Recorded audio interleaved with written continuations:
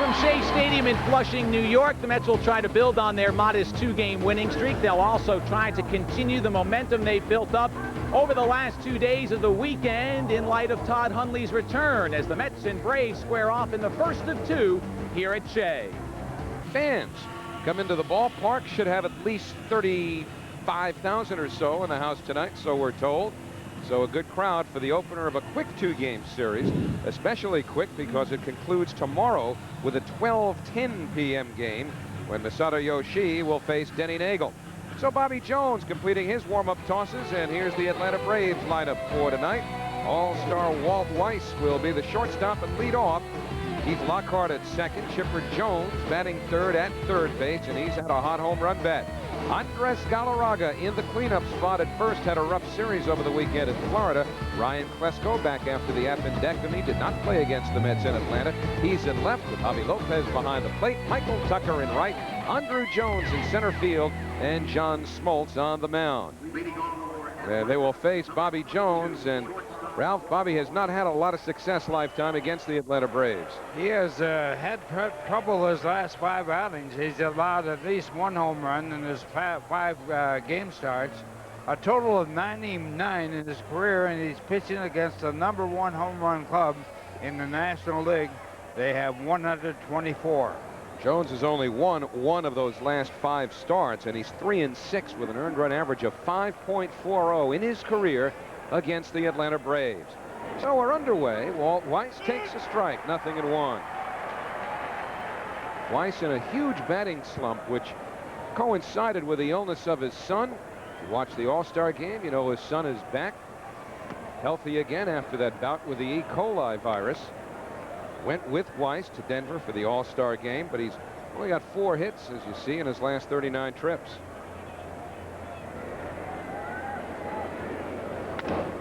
That's popped up to the right side. Husky coming hard. So's Gilkey, and neither of them can come up with it. Husky made the effort, and Gilkey plays it back in. So a leadoff bloop single for Walt Weiss. And the try here by Husky almost in center field. Gilkey playing center field. Did not pick that ball up in a hurry. It's very difficult twilight time, and Husky, who did see the ball, was there and tried to make the play. So the Braves have the leadoff man on, and there's the twilight. Very hard to find the ball this time of night. The lights had not taken their effect. And Bernard Gilkey is not an inexperienced center field. He is at the major league level over the recent past, but he did play quite a bit of center field in the Cardinals organization. So the second baseman, Keith Lockhart, goes after the first pitch, 0-1. Lockhart had just 1 hit in 10 trips in Miami over the weekend when the Marlins took 3 out of 4, winning the last 3 of that series after the All-Star break.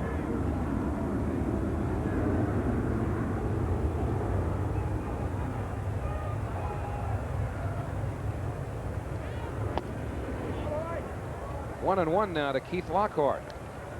Lockhart has to feel he's in heaven. This guy has bounced around more than a yo-yo, and now playing with a team that has the potential to be a World Series champion.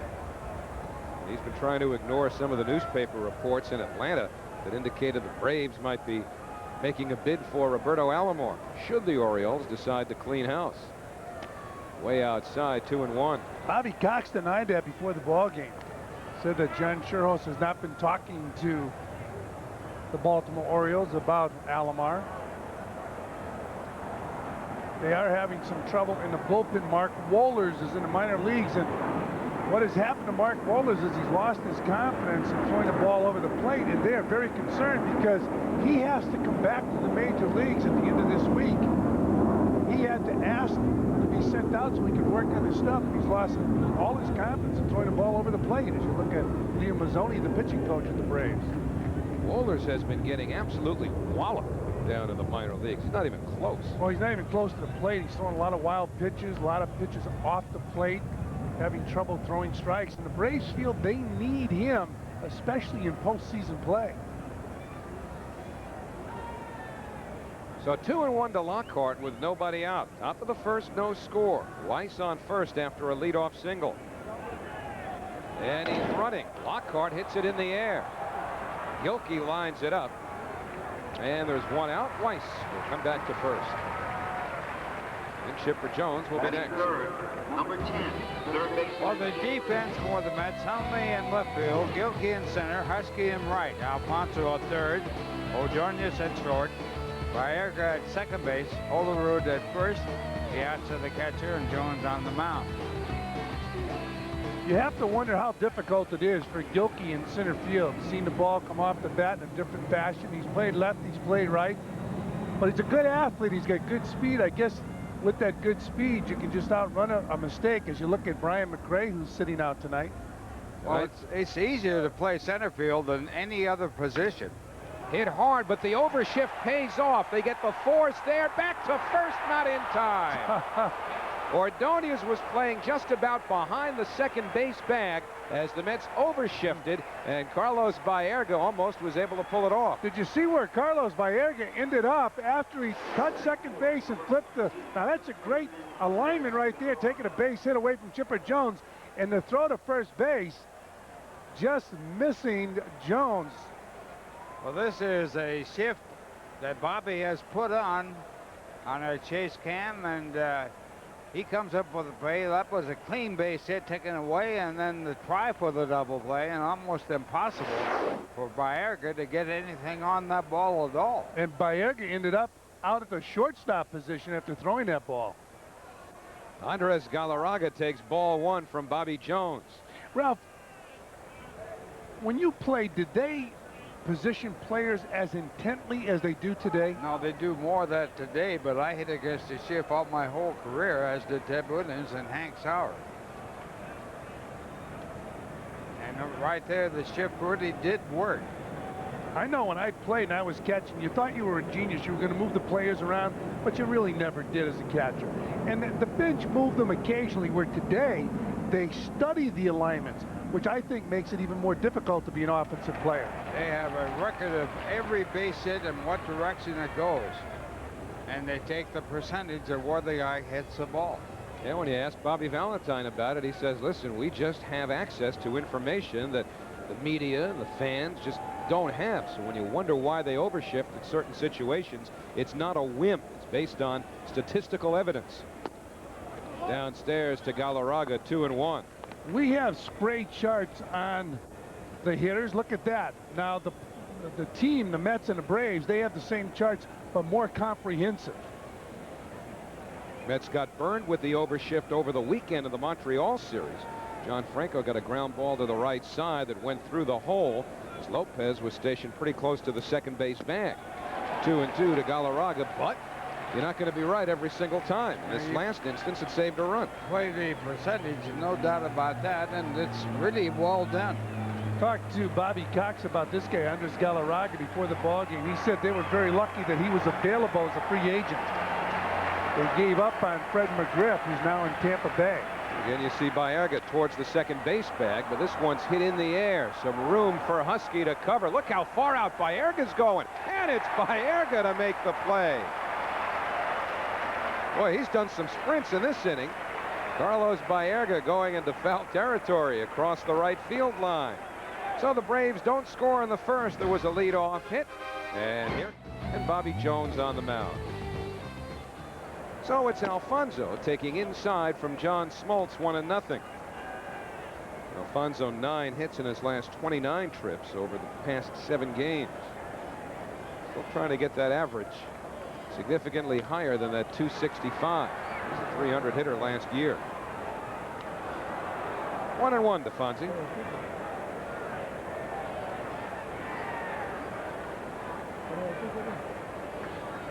Mets are still without a leadoff batter in their batting order. They have not found one that can do the job there.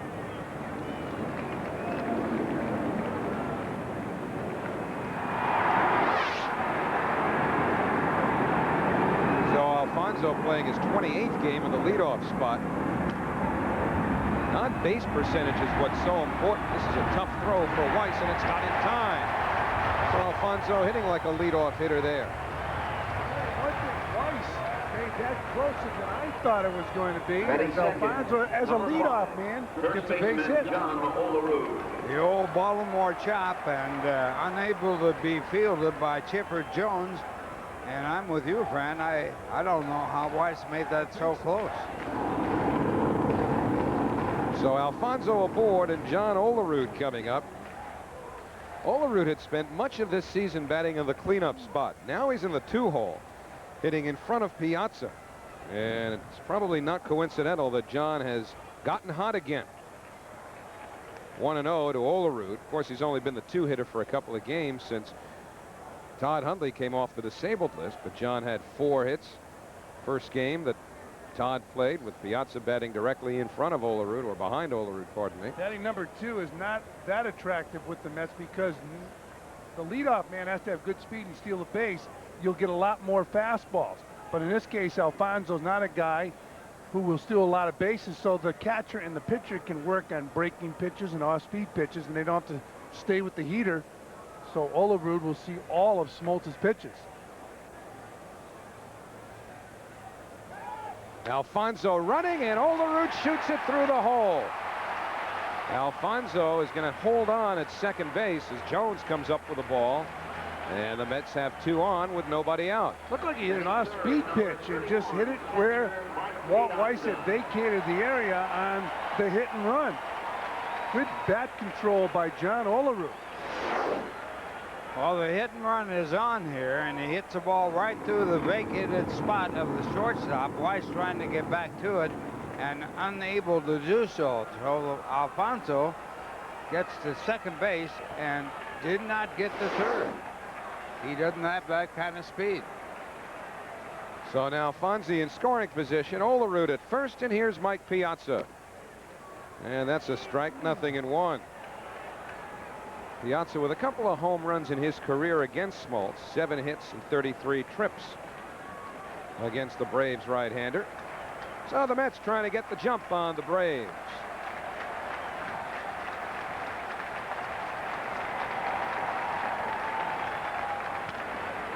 Foul the other way. No balls, 2 strikes to Piazza. Piazza in his game since May 23rd is hitting .345, tops in the National League from that point. Here's the defense: Kelso, Jones, Tucker, and then Chipper Jones at third, Weiss at short, Lockhart at second, Galarraga at first, Lopez the catcher. And Smoltz in front of Piazza as you look at Chipper Jones. Played in all 92 ball games. Boy, is that a plus for a team. 90 as a starter. And the fastball gets Piazza. So John Smoltz on 3 pitches sends Piazza to the bench, and Todd Hundley's coming up. Batting fourth. Well, Smoltz right on the corner. See Lopez's target, and Smoltz hits it. Nasty pitch to get Piazza. Well, he's got the full arsenal, John Smoltz, and he can throw them all for strikes. Todd Hundley knows all about it as he sets into the batter's box. Todd 1 hit in his first 6 plate appearances this year. First official 6 at-bats anyway. He's also drawn a walk. Braves have the infield at double play depth, straight up in the outfield. Off speed, 1-0. Saw Keith Hernandez today. He was talking about the swings that Todd Hundley is taking right now, just coming out of rehab in the minor leagues. He said he's not cheating himself at all. He has one thing on his mind: hit the ball over the wall. He made no bones about it either. 1-1 now to Todd. And most hitters over the years would never say, I'm up there trying to hit a home run. Although I asked Mickey Mantle one time, when you went to the plate, every swing was it for a home run? He said, absolutely. That's how he got to be Mickey Mantle. That's right. He said every swing you want to hit a home run.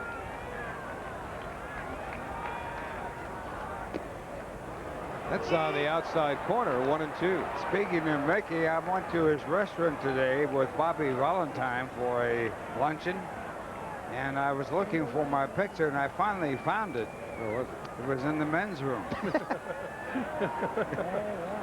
I complained about it to the manager, and he said, well, that way at least they'll see your picture once when they're in there. Well, back by Hundley, 1-2. Is Todd's picture adorning a prominent area in the restaurant near a table? I didn't see that. You were only concerned with one picture. Only one. Kind of offensive, isn't it? Well, I thought Mickey and I got along very well, but I guess not.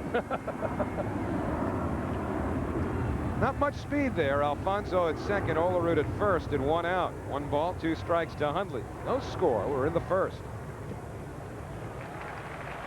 And the count even, 2-2. There's tonight's center fielder, Bernard Gilkey, waiting on deck.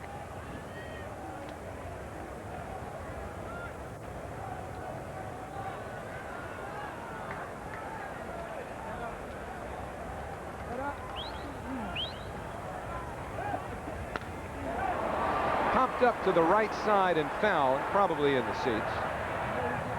So still 2-2 on Hundley. You know, I almost get the feeling Todd's not going to be completely relaxed at the plate until he yanks one out of the yard. I don't know if he's any less inclined to be home run conscious tonight than he was, say, on Saturday. Well, he was, even the last 2 years, every swing he took was a swing that had home run written all over it. He is that type of hitter. 41 home runs in his best year, the most by any catcher in baseball history. And from the left-hand side of the plate, he is a bona fide home run hitter. Pops this one up to the left side. In comes Brian Klesko. And now there are 2 outs. So Hundley retired in the air, and that'll bring up Gilkey. Ralph, did you try to hit home runs every time up? I tried to get the ball on the good part of the bat and tried to swing at about 80% of my capacity.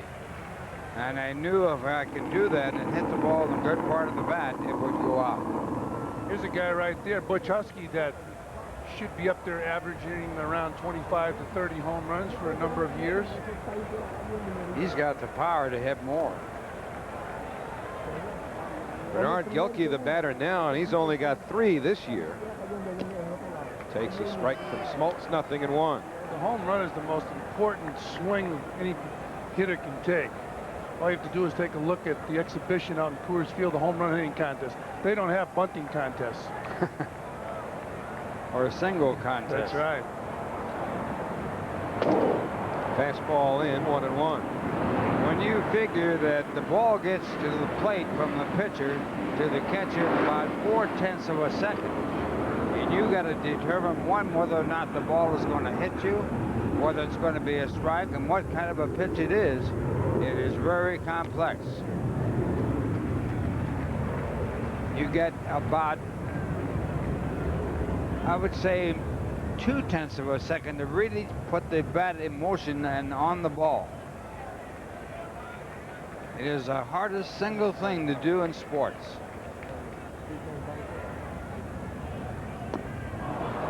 Two and two now to Gilkey.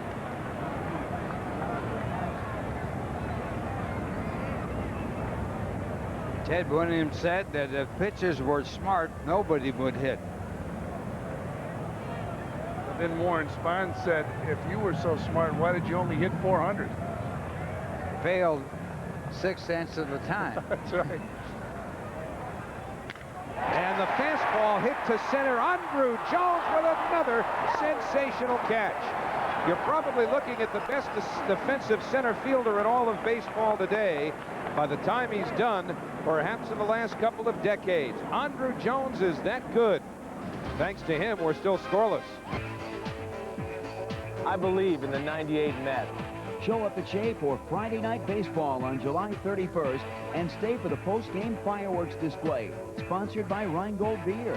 The fireworks kick off International Week here at Shea Stadium. For tickets, call 718-507-TIXX.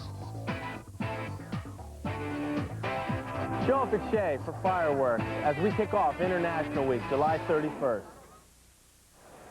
Andrew Jones does some things as a center fielder that you just don't appreciate. Now, obviously, this is a spectacular play, but boy, does he get a great jump. Bobby Cox and Pat Corrales feel that Jones is as good as Paul Blair, who was one of the best ever to play center field.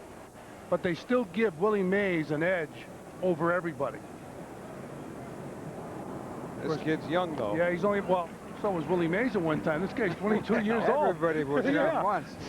Come on. Well, but when he's around for 10 or 15 years, you get a body of work, people may say, all right, he belongs with Mays now. Yeah, but there was a time when I was young. You won't believe that. You're kidding. You make diving catches like that, too?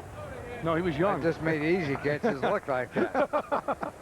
1-1 on Ryan Klesko. Also not to be confused with Andrew Jones or Willie Mays defensively, although he's become a better defensive left fielder. Plus, they made him switch from first base. It's that one in the air to right field. Huskey with Gilkey. And it's Gilkey who called off Huskey. Gilkey way over in right center. So one out in the second. Javi Lopez coming up. When hitters take good swings, the head goes down. But right there, Klesko getting under this pitch. And he has just worn out Jones in his career. 13 for 27, and he had 7 hits in his last 9 at-bats against Bobby Jones. How about the year this guy's having? Number 1 in hitting with runners in scoring position, getting a base hit 46% of the time. Javi Lopez pulls one through the hole, and the Braves have their second hit. And I like talking to Bobby Cox about Javi Lopez because for the past few years, he has not caught Greg Maddux. And every time I bring up to Bobby Cox, he said, there's nothing to that. Yeah. Nothing to that except continuity. So Lopez, the runner at first, and Michael Tucker has been in a batting slump. This guy has, I guess he's in a pitching slump, Greg Maddux, and he's in a fielding slump too. Here's one of the best fielding pitchers in history, and he threw a couple of balls away, a couple of bunts in his last start, which was a defeat over the weekend in Miami. Day in and day out, he might be the best pitcher in the history of the game. Going after his 5th Cy Young Award this year. Which nobody has done. Now, if you're talking in the Brave clubhouse once again before the game and talking about Maddux and they were raving about him, these guys still have the great respect for Sandy Koufax. You want one game, give it to Koufax. Kind of like you and Willie. All you got to do is mention another outfielder like Willie. Yeah. Well, nobody played a game like Mays. Ralph, I'm telling you, he must be still to this day. He's even getting a cut of Willie's autograph money. I'm sure of that. For a while there was Reggie Jackson, and now he's switched over. Yeah, there's more money at Welligan. Michael Tucker, 1 hit in his last 19 trips, but he was having some fun at the home run hitting festivities. Pardon me, not at the All-Star game, but at Yankee Stadium when the Braves were in there last week, pumping some home runs into the upper deck during BP. And that's on the inside corner. So Michael Tucker down on strikes. The first strikeout for Bobby Jones. 2 men away. Batting 8th, number 25, center fielder Andrew Jones. Tucker acquired from Kansas City, looks at a pitch that's borderline, and he'll go back to the bench. Got him with a fastball. Well, both pitchers, Jones and Smoltz, have spotted the fastball for called strikeouts. Smoltz got Piazza, Jones gets Tucker, and now Bobby delivers strike 1 to Andrew Jones.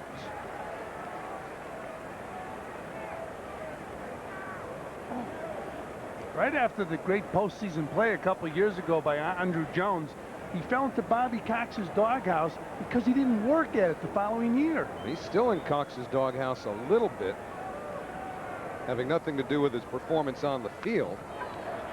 That's a fair ball, and the force at second ends the inning. Jones missed the flight from Curacao getting back after the All-Star break. I'll tell you more about that when we get back, but they're still coming to Shea. Middle of the second. No score.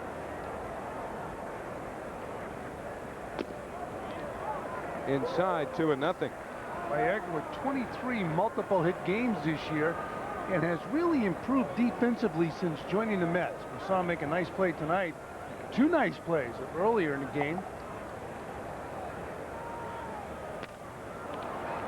To the left side, out goes Jones. Chipper calls, and he makes the catch in foul territory. So Baerga pops out, 1 away, and Butch Huskey coming up. Batting 7th, number 42, right fielder Butch Huskey.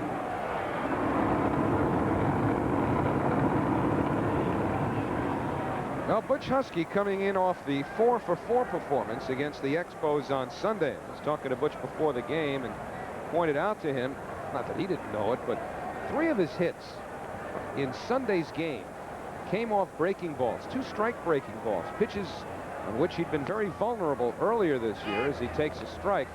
And Ralph, when he gets 3 hits, I would think, off of breaking balls behind in the count, that's got to be a pretty good sign. It is a good sign because that means he's staying back. He has a tendency to pull off the ball.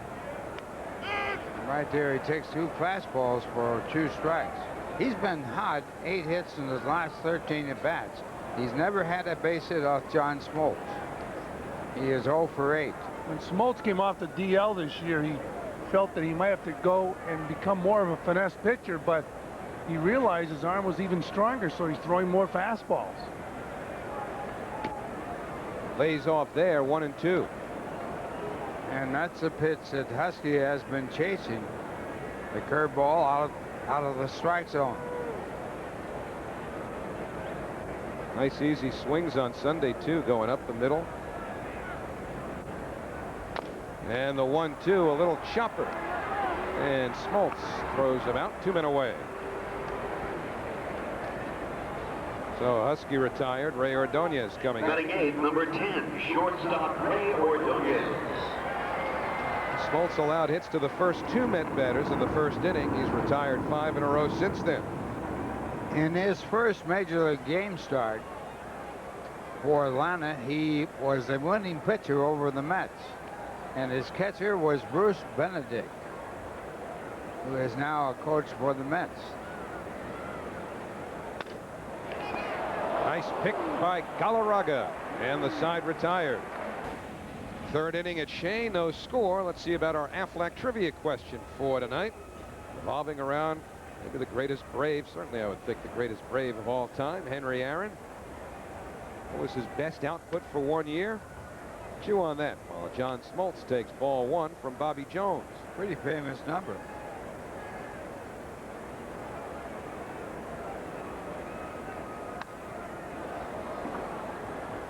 One and one now to the Braves pitcher. Surprised he never hit 50? Not really, no. He was more of a line drive type hitter, made good contact. And the early part of his career, he was really an opposite field hitter. He came up as a, he signed Infielder. Professional baseball. He signed with the Indianapolis Clowns as a second baseman. But there was a woman playing second base, so they moved him to the outfield.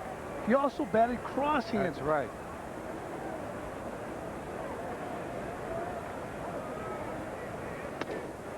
They say, by the way, the woman was a very good player. I would think so. 2-2 to Smoltz, leading off the 3rd. There's a lady pitcher in the minor leagues now that's trying to make a name for herself. Well, Bobby Jones, a cutter on the inside corner, picks up his 2nd strikeout. Shortstop Walt Weiss. Well, Bobby Jones living in the corners. He throws a, not really, that was a pretty good pitch right there for Smoltz to hit. When you see a pitcher shake his head yes for a while on the mound, fastball. Instead of the 2 shakes, they get excited, they just keep shaking their head, Bob, like the doll. Bobbing that doll. That's like the coach of the Atlanta Braves, Malzone. He rocks in the dugout. Never stops. Breaking ball to Walt Weiss, 0-1. And he looks nervous with the pitching staff he's got. His stomach must have done cartwheels when he didn't have these guys around. He does that for the whole ball game.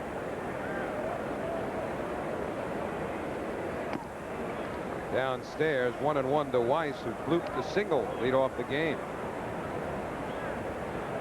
He must be downright frantic now because Nagel, Maddox, Glavine lost back-to-back in Miami. First time since Denny Nagel joined the Braves almost 2 years ago that any of their Fab Four starting rotation, Maddox, Glavine, Smoltz, Nagel, had lost 3 games in a row.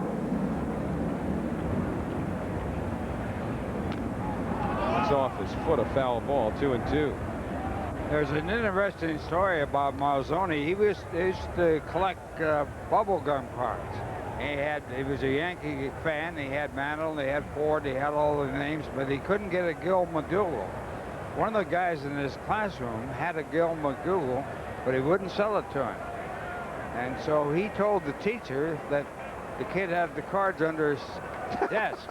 The teacher took the cards away, threw them in the trash basket, and he volunteered to take the trash out, and that's how he got the Gil McDougal.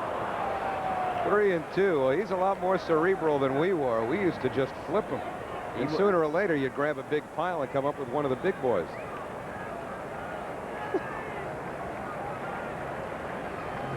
Just giving a lot of kids some ideas for September. Payoff pitch to Weiss. So Weiss gets a piece, and he got a piece of Wally Bell along the way. What he went through with his son is something that no one should ever have to go through. He called his wife, and his wife said, "Your son has E. coli, and E. coli, and the doctor told her that he could be dead in 4 days."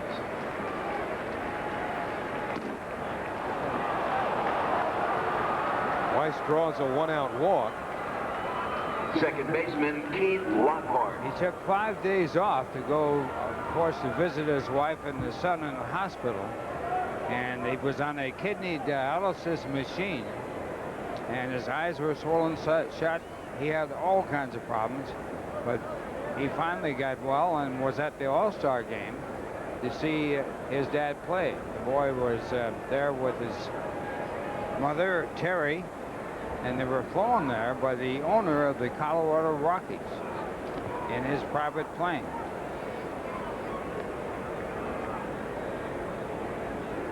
And Brody well on the way to complete recovery. Weiss's son Brody will celebrate his 4th birthday next month. Terry McMorris was a man who flew him there, and he had a son that died of cystic fibrosis. 0-1 to Keith Lockhart, who flied out to center his first time up.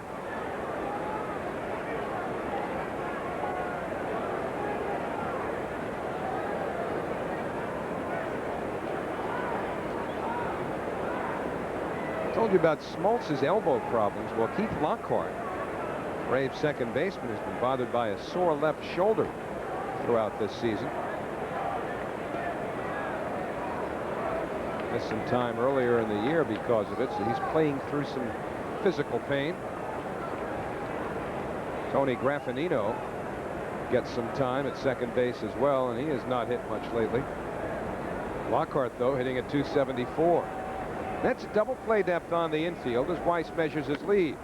And Lockhart pops it up.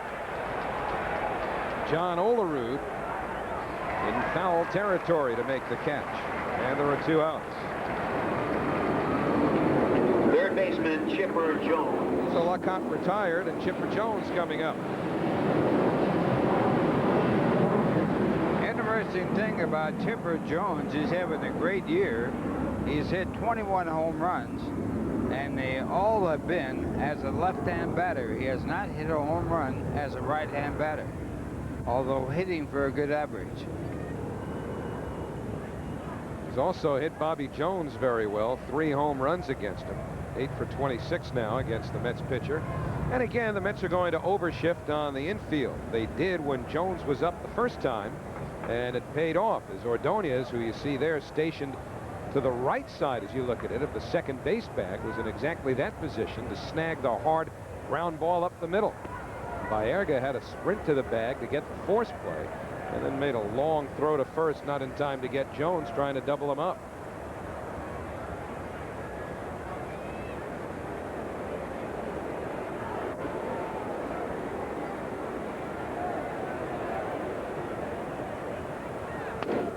Fouled away, 0-1.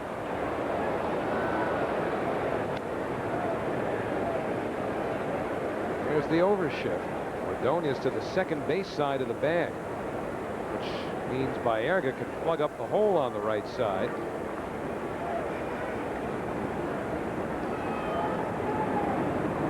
Let's see Carlos there. Both these teams are good fielding teams. The Mets and Atlanta tied percentage-wise. The Mets have made fewer errors than Atlanta. We've seen some defense already in this game.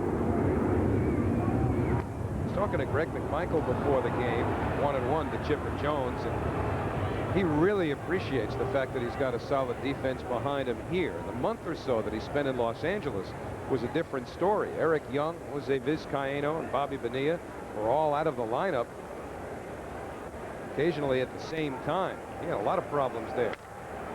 Chipper hits it in the air to left. Hundley got a late start, looking back, and it's off the wall in play. Around third is Weiss. He's coming home. Jones pulls in at second with a double. The Braves are leading by a score of 1-0. Well, Todd got a late start, but he could not have caught this ball or anyone else the way it was hit. Line drive over the head and hitting the base of the wall and left. No possible way anybody could catch this ball. How about the swing? Chipper Jones reaching out and hitting that ball that far to left field. Gilkey did the right thing. Gilkey went over and backed up Hundley. The ball hit the wall. He fielded it cleanly. He got it back in. Look at that. Hits the ball off the end of the bat and it hits off the left field wall. 360 feet with a swing like that. So 1-0 Atlanta. Andres Galarraga takes ball one. But Gilkey did exactly what the center fielder is supposed to do. He went over and backed up the play, got the ball off the wall, and threw it back in. Sometimes you catch a center fielder just becoming a spectator, not going over to back up the left fielder. That's hit hard towards the gap. Huskey over, and it gets all the way to the wall. Jones scores. Galarraga pulling in at second, and the Braves have a 2-0 lead. Left fielder Ryan Klesko. So Butch Huskey tried to make the diving play, couldn't keep the ball in front of him, and the Braves have another run. It's 2-0. Well, the run would have scored if he had caught the ball in the bounce. What kind of hitter would this guy have been if he cut down his strikeouts throughout his career? There's the ball going past Butch Huskey. Might have knocked the ball down with his glove, didn't get his body in front of the ball. The ball goes all the way to the wall, and Galarraga's on second base. Ryan Klesko now the batter. Klesko fly to center, his first time up. Jones hits the outside corner, 0-1. You're right, Fran. He's the only batter in Major League history to lead the league in hits and also in strikeouts. And it's surprising because he dives into the ball. I'm surprised he doesn't make better contact, but he makes enough to be an all-star.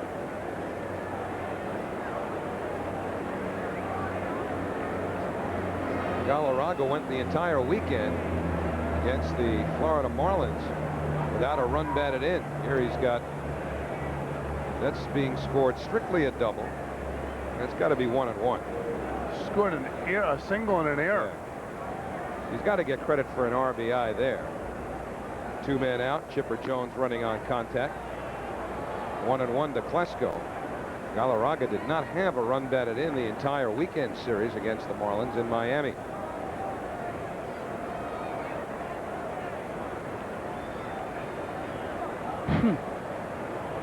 One and one to Klesko. He's also eaten up Bobby Jones over the course of his career. 500 hitter against him with 3 home runs. Up the middle. Baerga gets there. And the side retired. But the Braves jump in front. 2 runs, 2 hits, an error, and 1 left. Middle of the third, it's 2-0 Atlanta. Foley. Let's go. Well, the score of the game is brought to you by NAM, National Arbitration and Mediation, the most timely, cost-effective way to settle your legal disputes. Red will help you settle them. 0-2 to Chipper Jones. Red ruling properly, a single, run batted in, and an error on Huskey for allowing the ball to get past him. And Mookie Wilson was talking to Butch Huskey between innings. Wayne Kirby and closest to Huskey, Lenny Harris in your picture. Mets made a player move, by the way, before the game tonight. 1-2 to Jones as Pat Franco's been activated. Benny Agbayani went down. There's Mookie Wilson talking to Butch Huskey. That's something that's changed in the game, Ralph. Coaches talking immediately after a problem as Bobby Jones goes down on strikes. It used to be the coaches were the buddy of the manager, and they would sit there, and if it was a play made like that, the old coach would turn to the old manager and say, how are we going to win with a guy like that out there? And he never talked to the player. But today they have the young coaches, and they're ready to go over with advice. Also, many players don't get the experience they would normally get in the minor leagues because of expansion, and they have to have players.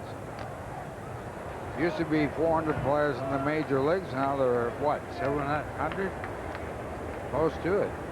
Well, I think if the major league players lack anything, it would be experience. But I certainly believe, and I know you believe also, they have more ability today than ever before.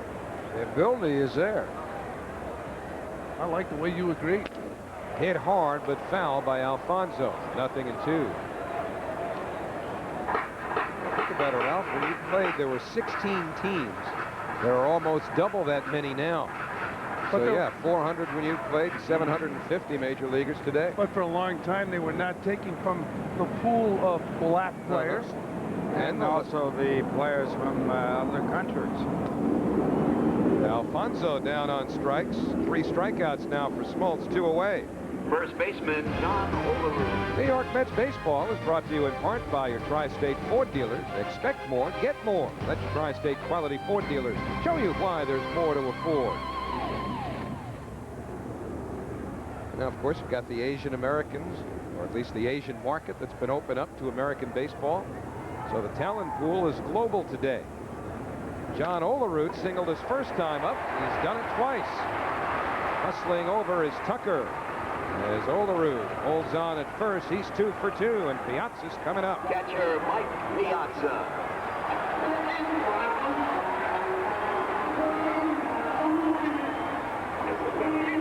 Piazza batted in the first inning with runners on first and second, nobody out. John Smoltz slipped the 2-strike fastball by him. So Piazza went down on 3 pitches that first time up. Right-hand batters have had an average of 207 throughout John Smoltz's career. He has been especially tough on right-hand batters. And remember the trade when Smoltz came over to the Braves? They traded Doyle Alexander to the Tigers, and everybody who was a Tiger fan applauded the trade. Well, he did play well for the Tigers. Yep. He was 9-0 for Detroit and helped them get in the World Series. Doyle was a good major league pitcher. Outside, 1-1. Smoltz is very, very tough on right-handed hitters. He's so tough, he's on the top of the list. Of active pitchers, he is the #1 pitcher holding opponents to the lowest batting average. How about Randy Johnson, a left-hander on that list? 1-2 to Piazza. Randy Johnson. Who knows where he's going to wind up? Seattle Mariners might well determine his fate pretty soon. After all, the deadline is coming up in 17 days. Move players without waivers. That's pretty impressive, huh? When a left-hand pitcher is among the elite pitchers against right-hand hitters. He's a terrific talent, overpowering pitcher. Would have probably gotten a lot more publicity playing in a big market. He might still before this season's over. 1-2 to Piazza. And it's fouled straight back. Good swing by Mike Piazza right there, just missing a pitch that he usually drives the right field. How about in the All-Star game when Larry Walker, a left-hand batter, batted right-handed against him? Look at that swing again. Piazza just missing that pitch. Yeah, Randy Johnson is certainly one of the most intimidating pitchers who ever pitched in the major leagues. Line drive, right field, and it's in for extra bases. Olerud will be held at third. Piazza cruises into second with a hard double. Runners at second and third, 2 men out. The ball explodes off his bat. This guy is just so strong. And this is the other way, Ralph. Ball outside, the pass ball, and it was a bullet to right field. Left fielder Todd Humphrey. And even though there are 2 men out, the Mets cannot score Olerud from first on the 2-base hit. Highest National League batting average since May 23rd. Which is when the Mets got Mike Piazza. So now Hundley, with the tying runs aboard, in scoring position, takes ball 1. Here's where going deep is not necessarily as big a deal as it would be in different situations. Sure, it would give the Mets a lead, but a base hit would most probably tie the ball game. But Todd only knows one way to swing that bat, from the left side of the plate. Downstairs, 2-0. He's not going to see a lot of good pitches right here. Gilkey on deck, the right-handed batter. I know it's in the back of the Braves' mind. Hundley can't be in mid-season form. Why not go after him? And a line drive towards center. In comes Andrew Jones, and he can't hold on. The game is tied. Olerud and Piazza score 2-2. He made a great catch on Gilkey in the first inning to save at least 1 run. And here, the catch not as tough, and he didn't hold on to it.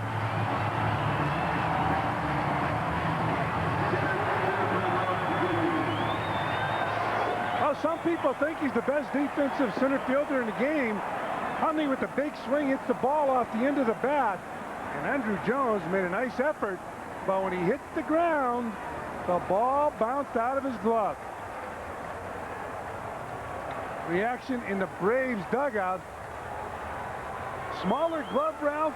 He holds on to that ball. So I don't think they're going to change him to a smaller glove. No. But you notice how when he hit the ground, the ball went up into the webbing area where you have no feel. So Hundley gets his first 2 RBIs of the year. Now Gilkey was robbed by Jones, his first time up. So the Mets get the Atlanta 2 right back. Gilkey fouls it straight back. We've 1 ball, 1 strike. We've talked about the evolution of equipment in baseball and how the bigger glove has helped the player become better defensively.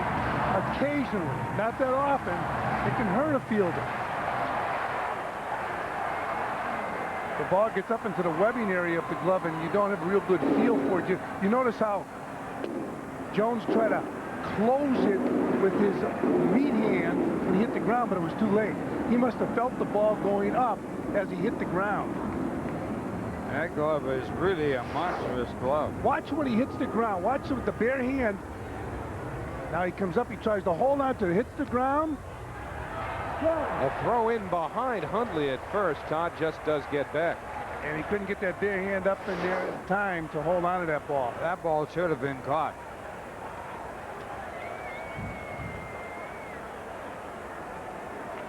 So a good break for the Mets and also for Todd as he gets 2 RBI and a base hit.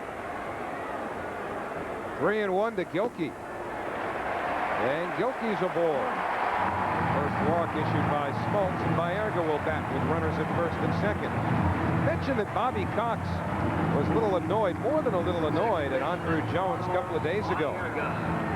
Jones decided he was going to fly from Curacao into Miami for the opener of the Marlins series the day of the game. That was Thursday. But his flight out of Curacao was canceled. In fact, he was flying with a man who was a teammate at the time and has since been sent down, Randall Simon. Curtis Pride came off the disabled list. That's why Simon went down. But turned out that Jones didn't get to the ballpark till a half hour before the game. And Cox was furious. So here's Baerga now.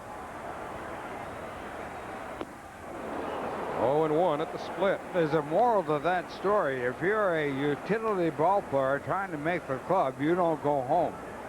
You make sure you're at the ballpark.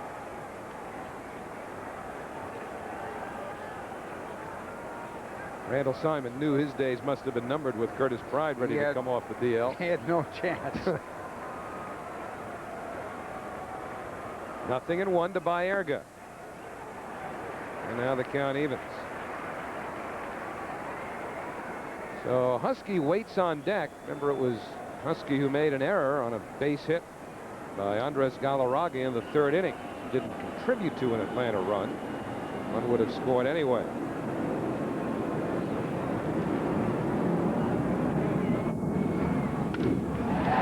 Deep center. Jones has it lined up. And the side retired.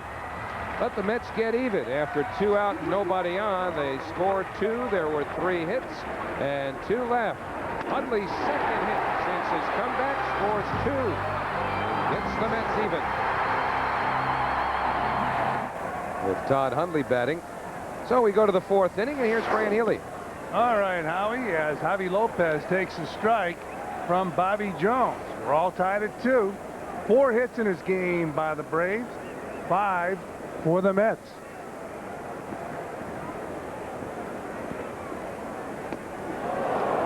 Curveball swung at and missed. 0-2 on Javi Lopez.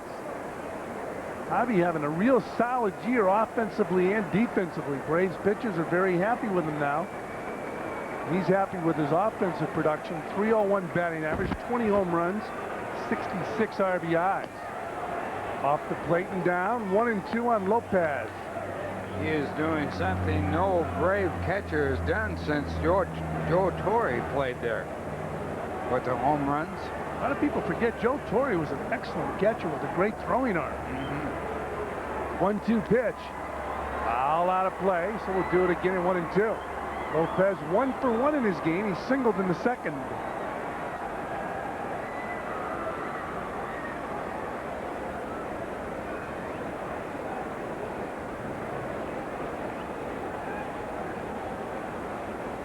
And the 1-2 pitch. Breaking ball. He stays alive. Bobby Jones, when he has his good curveball, it's a beauty. Lopez had 23 home runs in 1996 and 1997. He has 20 this year, and he's only the 2nd catcher in Braves franchise history to hit 20 or more homers in 3 consecutive years. He has a 1-2 count. And he picks up a base hit in left center field. So the Braves have their leadoff man on here in the top of the 4th. Right fielder Mets Fans International Week at Shea Stadium is coming up. Saturday, August 1st is Hispanic night. Show up at Shea for the 7:10 game against the Los Angeles Dodgers and stay for the post-game concert by salsa sensation Tito Nieves. For tickets, call 718-507-TIXX. Huge crowd on hand here at Shea Stadium as the Mets and the Braves are tied at 2. We're in the top of the 4th inning. Michael Tucker, who struck out, steps in to face Bobby Jones. Tomorrow afternoon, these same 2 teams go at it again. A 2-game series, the Braves and the Mets. And Jones misses inside. The way Mike Piazza caught that ball, he might have been crossed up.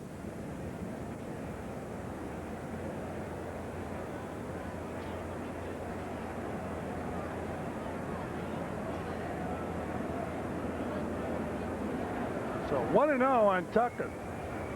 Bobby Jones has given up 5 hits in this ball game. Watch the catcher Piazza handle this pitch. And I guess you're right.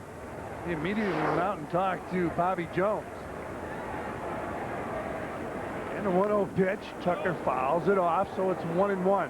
Mets shading Tucker to pull in the infield, even up in the outfield.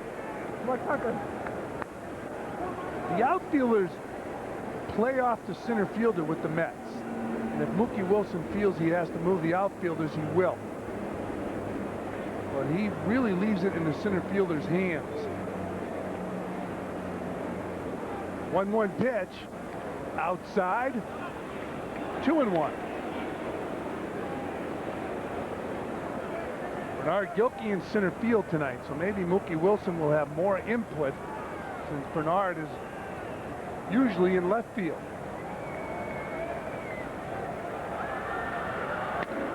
Tucker gets jammed, pops the ball up. Ordonez makes the grab. 1 down. Center fielder Andrew Gilkey Jones. played center field for about 4 straight years in the Cardinals organization. Also played it some at the big league level with St. Louis and a little bit with the New York Mets over the first 2 years. This is the 3rd that he's been in the organization. So it's not an unfamiliar position to him. It's one that he hasn't played with any degree of regularity in a long time, though. Saw him move Butch Huskey right there. He's pulling Huskey to play Andrew Jones to pull. Outside. 1-0 on Jones. We talked about it earlier, Ralph, how teams have these graphs and they know exactly how they want to play the hitter. When we played, it was the catcher trying to take charge. He didn't know what he was doing.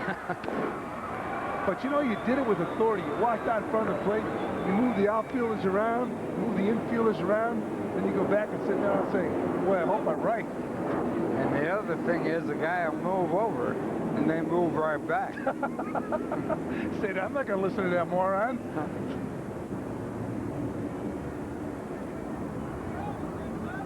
You see, the Mets, they have a mini shift on for Jones as Bobby Jones checks Lopez at first base.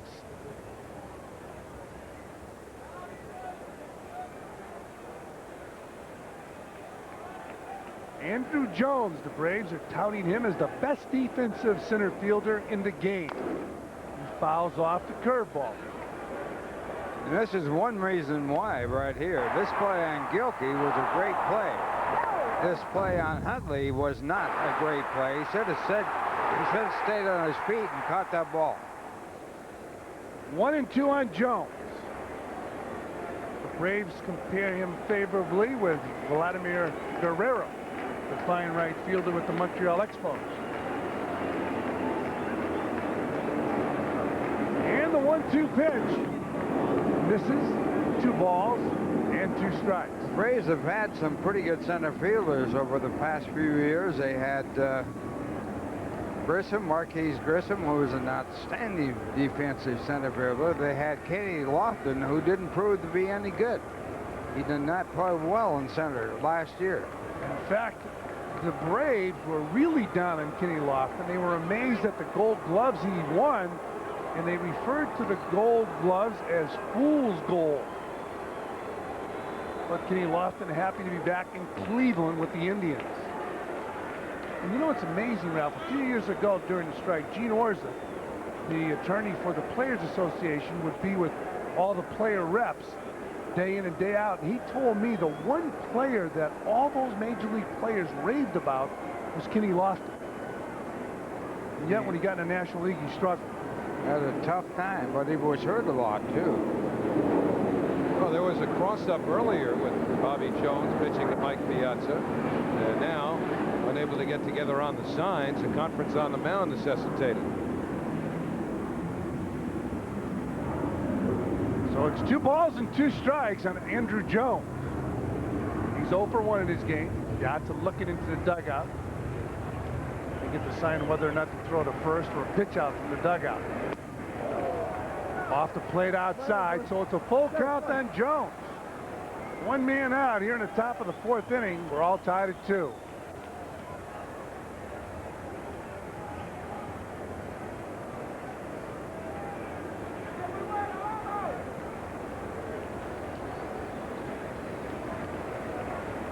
Location.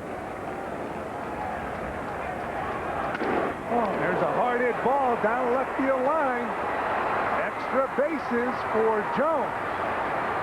Javi Lopez cruises into 3rd base, and the Braves have runners on second. Really struggled with the bat. He's sitting on the fastball, and he drills this down the left field line.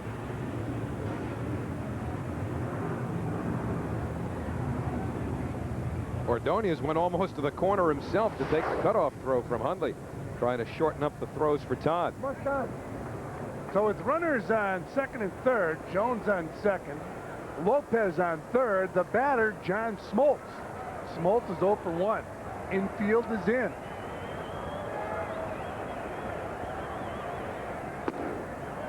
Smoltz takes down low, ball one. A lot of times with the pitcher hitting and the guy who's not that comfortable at the plate, they'll kind of flick the bat at the ball. So the coach at third base will tell the runner, break on contact. See the defense infield in. Lopez leading off third. Bobby Dews, the third base coach.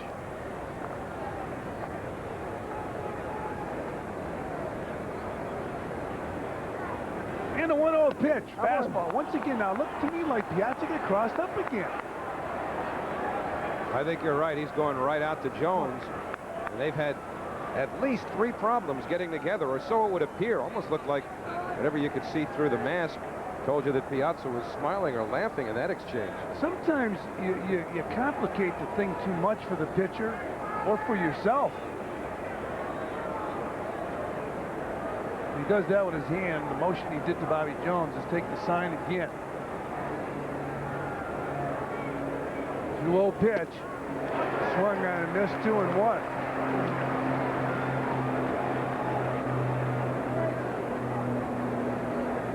So 2 balls and 1 strike on John Smoltz. 1 out. Top of the 4th inning.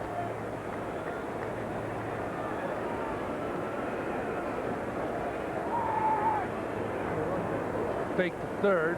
Lopez retreats. Always want to be aware of the possibility of a suicide squeeze in this spot.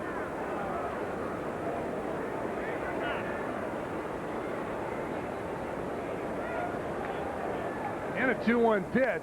Smoltz fouls the ball back. It's 2-2.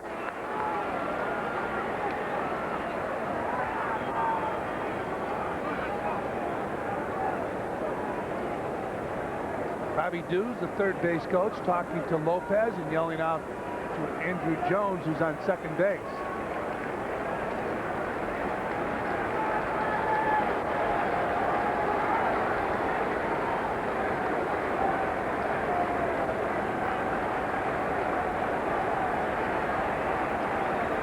Got to strike him out right here. Big batter.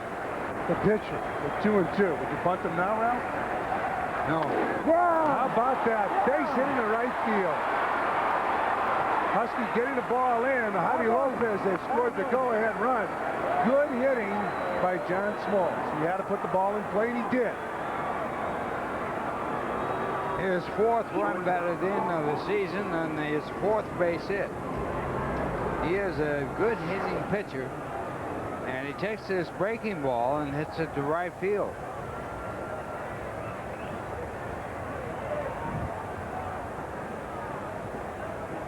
Bobby Jones has gotten burned in this inning by pitches that were up. That's a breaking ball up that Smoltz took the other way. Batter before was Andrew Jones, who got a 3-2 fastball. That was up. Jones drilled it into the left field corner.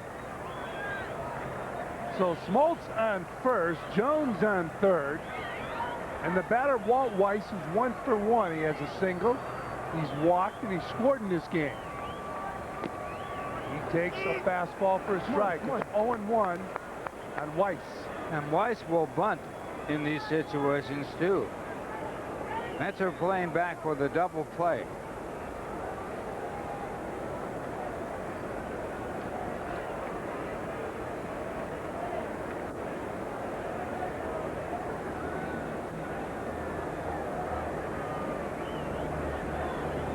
See Jones leading off third base. Alfonso playing even with the bag. Middle infielders in double play depth. John Olerud holding Smoltz close. And the 0-1 pitch. Foul off. 0-2. Bobby Dews flashing signs. The Braves tried to sign or re-sign Jeff Blauser. In the 11th hour, they couldn't track down his agent. They finally got him with minutes to spare, and they gave him a better offer than the Cubs eventually signed him for. But the reason they wanted to give him that offer, the Braves wanted to give him the offer, if he didn't want to sign, they wanted Walt Weiss, and they got him. He's having a better year. There's a line drive right up by Edgar to first in time. big double play here in the 4th inning, and that'll do it for the Braves. They strand one, they pick up one. We played 3.5, and it's 3-2 Braves.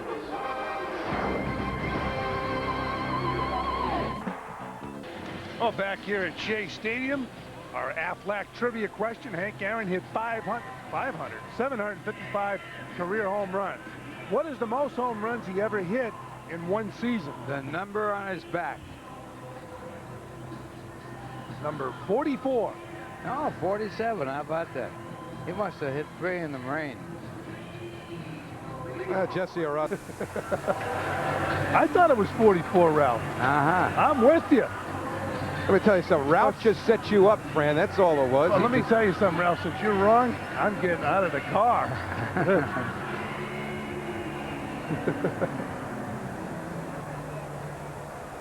Henry Aaron never hit 50 home runs. Willie McCovey never hit 50 home runs. Willie Stargell never hit 50 home runs. Will Butch Huskey someday as he steps in to face John Smoltz?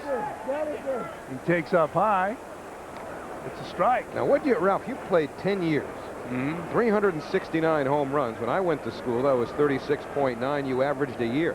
That's about the identical pace of Hank Aaron, right? I mean, Aaron played, I think, 23 years. And over 700, you spread 755 home runs out over 23 years. That's almost the same pace. Pretty good pace. And you hit over 50. For that length of time. You hit over 50 twice. 1-1 on Butch Huskey. There's a strike, 1-2. When you got close to 50, did you think you could get Ruth's record? No, because the year I hit 54 home runs, I hit 16 in the month of September. So I was not really that close. And the 1-2 pitch to Huskey outside. Well, did you think because you hit 54, maybe next year I can get Ruth's record? Yeah. I was a real optimist. What did you hit the next year? 47. 2-2 on Butch Huskey. That's a Baltimore chop. Lopez gets Huskey. Nice stretch by Galarraga. Twice. Galarraga just about had to turn into Gumby to come up with that. First reaching up and then stretching to hold the bag. He has got great hands, a wonderful first baseman. And he's known as the Big Cat. Remember the famous stretch in Houston in the All-Star game by Howie Gillibrand when he tore his hamstring, was out for the year? That stretch, boy, you got to be in shape for that stretch. Ray Ordonez just took a strike from John Smoltz. The other first baseman, known as the Big Cat, was Johnny Mize. Who happened to tie Ralph Kiner in home runs 2 of the 7 years you led the National League, correct? Yeah, he had 50 once, didn't he? Yeah, 51. The year we tied in 1947. 0-2 on Ray Ordonez. He does not have such lofty power goals. No. I should point out. One man out here in the bottom of the 4th. Mets trailing by 1. Bouncing at third. Jones not able to come up with it. Ordonez takes the big turn. He'll go back to first as Cresco gets the ball in a hurry. So the Mets have Ray Ordonez on first with 1 man down. Ball really should be scored as an error. We'll see how they do it. Chipper Jones has made just 6 errors at third base. 7. Now 7. That ruling was by our NAM official scorer, Red Foley. Give Red a little TV time and he gets real cranky. Huh? He does. Ray Ordonez leading off first base. And Bobby Jones bunts the ball to John Smoltz. So Jones sacrificing Ray Ordonez to second base.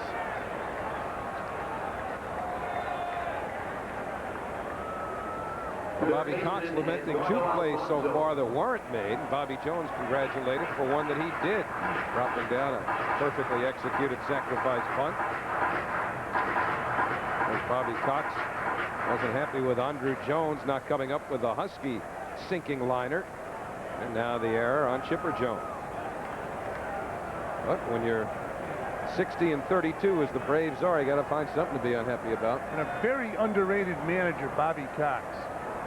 He's done a splendid job managing in the major leagues with the Blue Jays and the Braves. 2 men are out. Tying run on second base. Edgardo Alfonso takes a strike from John Smoltz. Alfonso 1 for 2 in his game. He has a single.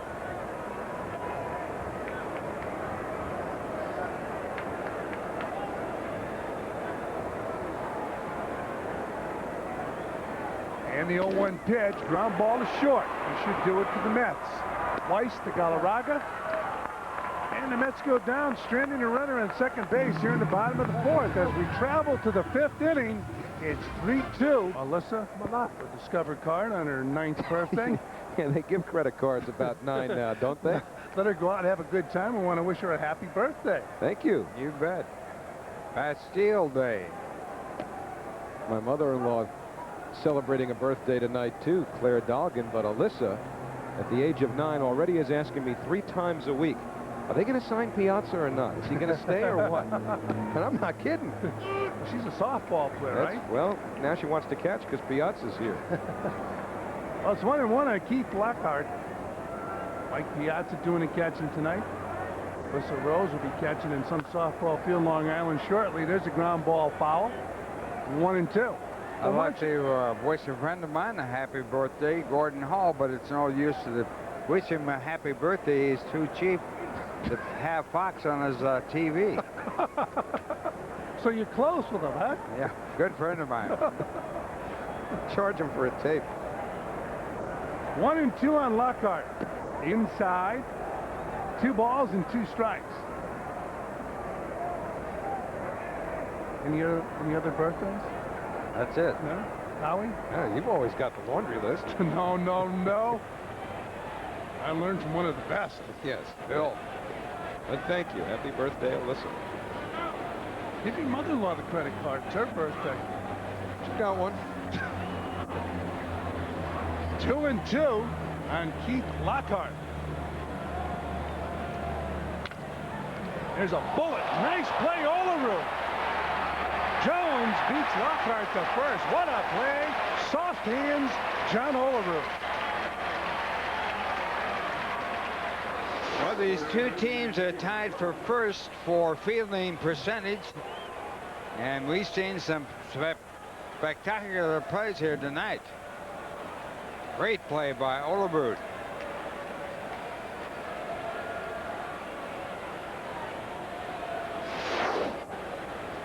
So John Olerud doing with his glove. Bobby Jones with his speed, too. That ball was hit so hard, Jones had to really sprint to get over to the bag. It was close. There's 1 out. Chipper Jones, the batter. He's 1 for 2 in his game. He's doubled. He's got an RBI, and he scored a run. Just took ball 1 from Bobby Jones.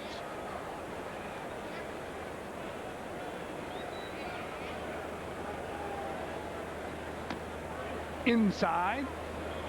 2 balls and no strikes. There's that overshift again. They took a base hit away from Chipper Jones with that shift. And then he doubled hard off the left field wall. So he'll go the other way against that shift. 2-0 pitch. Pulls it foul. 2-1. Chipper Jones has a great build. 6'4", 210 pounds. He's only 26 years old. Missed a complete year when he ruined his leg in Fort Lauderdale playing against the Yankees in spring training. He was out for the year a few years back. But boy, oh boy, has he come back strong. And the 2-1 pitch. There's a long drive, deep right field. Huskey looks up and says goodbye. Home run, Chipper Jones. So the shift didn't bother him there. He went the other way for a double his last time up. And here with the infield stacked to the right side, he hits it over the right field fence. Home run number 24. They've all come left-handed. And it's also The 4th home run he's hit in his career against Bobby Jones.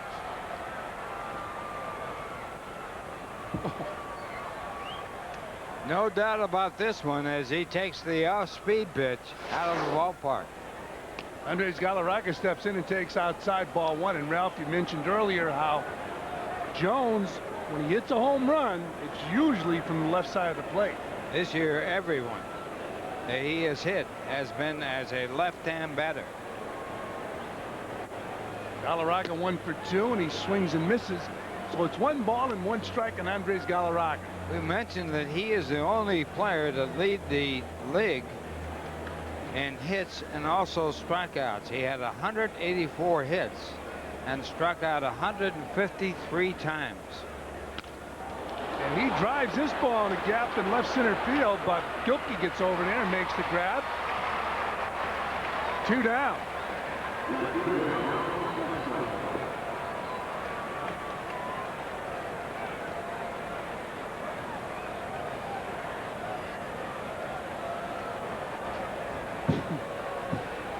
So Bobby Jones now will take on Ryan Klesko, who's 0 for 2. It's 4-2. The Braves on top of the Mets. Top of the 5th inning on a beautiful night for a ball game here in Flushing, New York. Nice crowd on hand. Klesko, it's a line drive right at Edgardo Alfonzo, and that'll do it for the Braves. But they pick up a run here in the 5th on a home run off that guy's bat, Chipper Jones. It's 4-2. Braves, and we'll be back. A 4-2 lead. Olerud 2 for 2 in this game. He has singled twice and he has scored a run. And also Hundley with a single and 2 RBI for the New York Mets. And Hundley will bat this inning. Olerud leading off, to be followed by Piazza and then Hundley. And a 2-0 pitch. There's a strike. Big crowd on hand for the first of this 2-game series. Come on out tomorrow. It's supposed to be a beautiful day here in New York. Braves and the Mets. Seats still available. And a 2-1 pitch. Outside. 3 balls and 1 strike.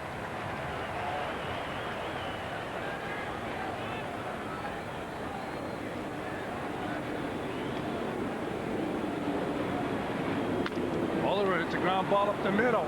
Walt Weiss, nice play. Made a tough play look easy. From Suffern, New York, Walt Weiss.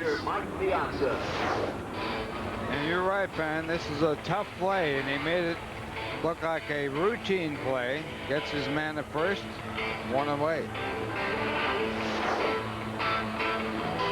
So Weiss taking a base hit away from John Olerud, and with 1 man down, the batter will be Mike Piazza. Piazza 1 for 2. He doubled in his game, doubled sharply to right center field off John Smoltz, and he takes a ball.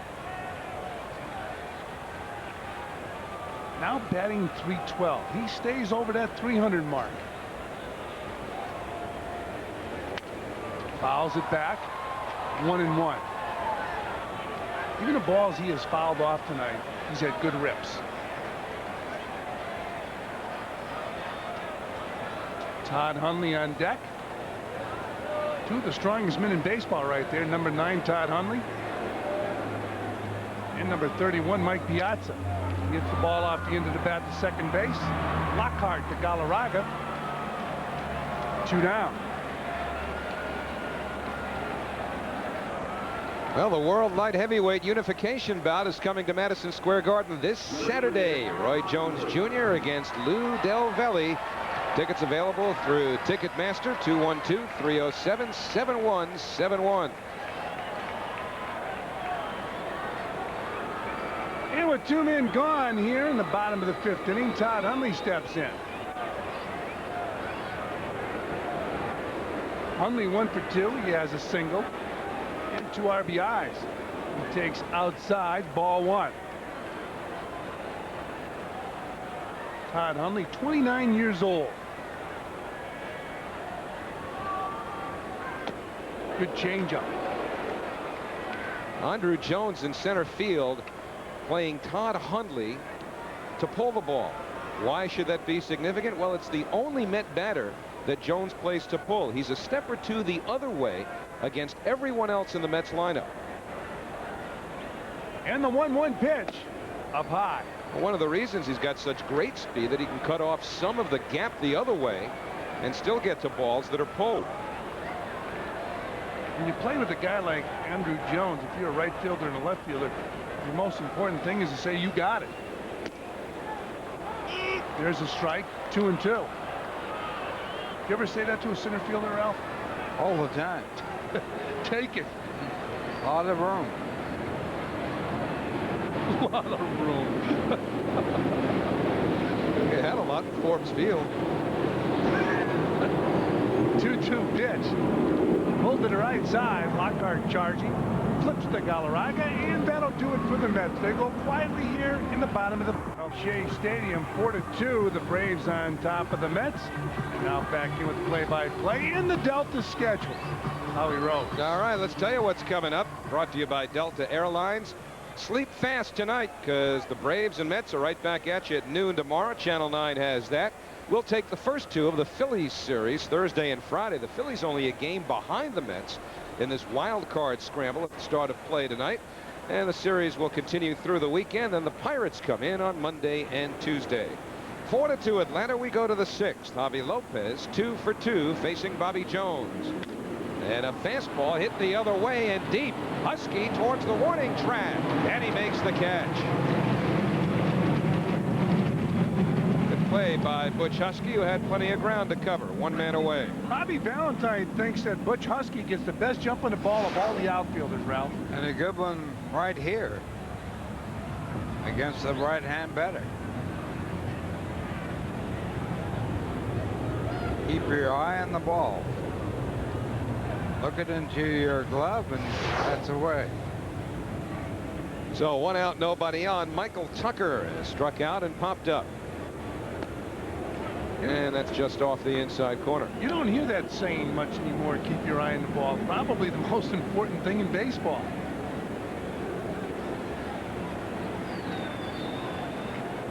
I'd hate to think you have to say it at the major league level. Well, sometimes you do. When you're pulling your head, you're not keeping your eye on the ball. So what you tell a kid just starting out in the backyard at 3 can carry all the way through to a major league career. Absolutely.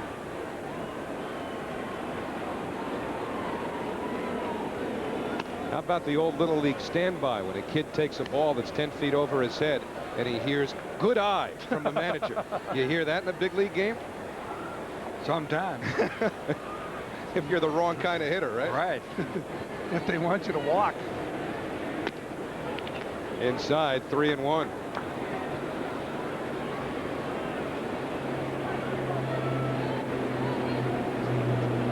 Talk about how sophisticated these scouting reports are. Remember taking a Mets charter flight about 10 years ago, before the playoffs, in fact, against the Dodgers in '88.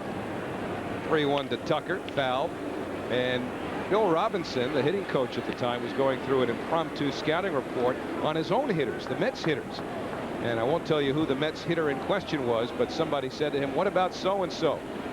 Bill's scouting report was, "Don't walk him." Full count here to Michael Tucker with 1 out. They say those things in clubhouse meetings. At least they used to when it wasn't as scientific as it is today. Inside, a walk to Tucker. And Bobby Jones has issued his second base on balls. He walked Walt Weiss in the 3rd. That came back to haunt him as Weiss scored on a Chipper Jones double. I remember in Kansas City one time, Ralph, we had a crucial doubleheader in September, and we were playing the Minnesota Twins, and we were going over the hitters, and some wise guy said that about a hitter on the Minnesota Twins. Don't walk him. He's a nice guy and things like that. Guy beat us both games with hits. Andrew Jones bounced into a fielder's choice and doubled in the 4th. It's 4-2 Atlanta. Tucker back to first. Tucker has 5 stolen bases.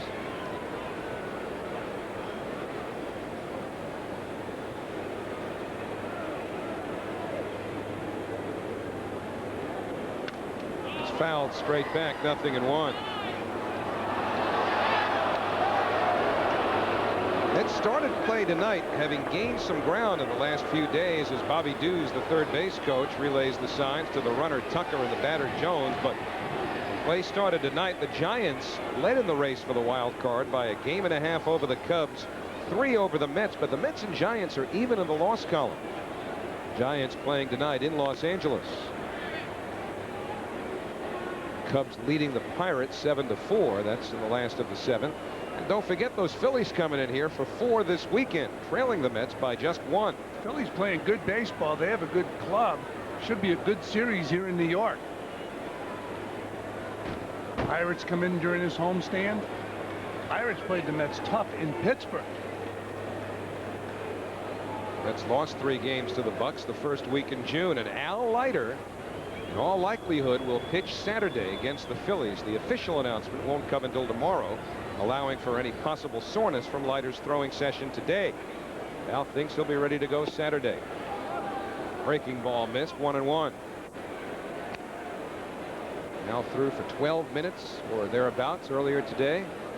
Told Matt Loughlin afterwards that he felt great.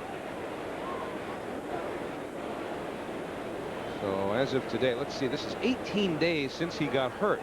Was told at the time it would be a 4 to 6 week period of rehabilitation. It'll be 3 weeks and a day if he starts on Saturday.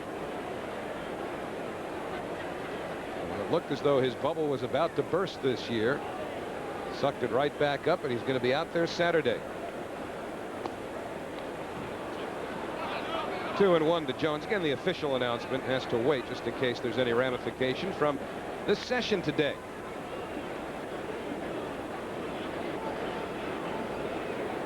Bobby Valentine and Steve Phillips keeping very close tabs on Leiter. Of course, Al's going to fall off to the third base side too. Now that, under normal circumstance, would be a little bit more violent follow through.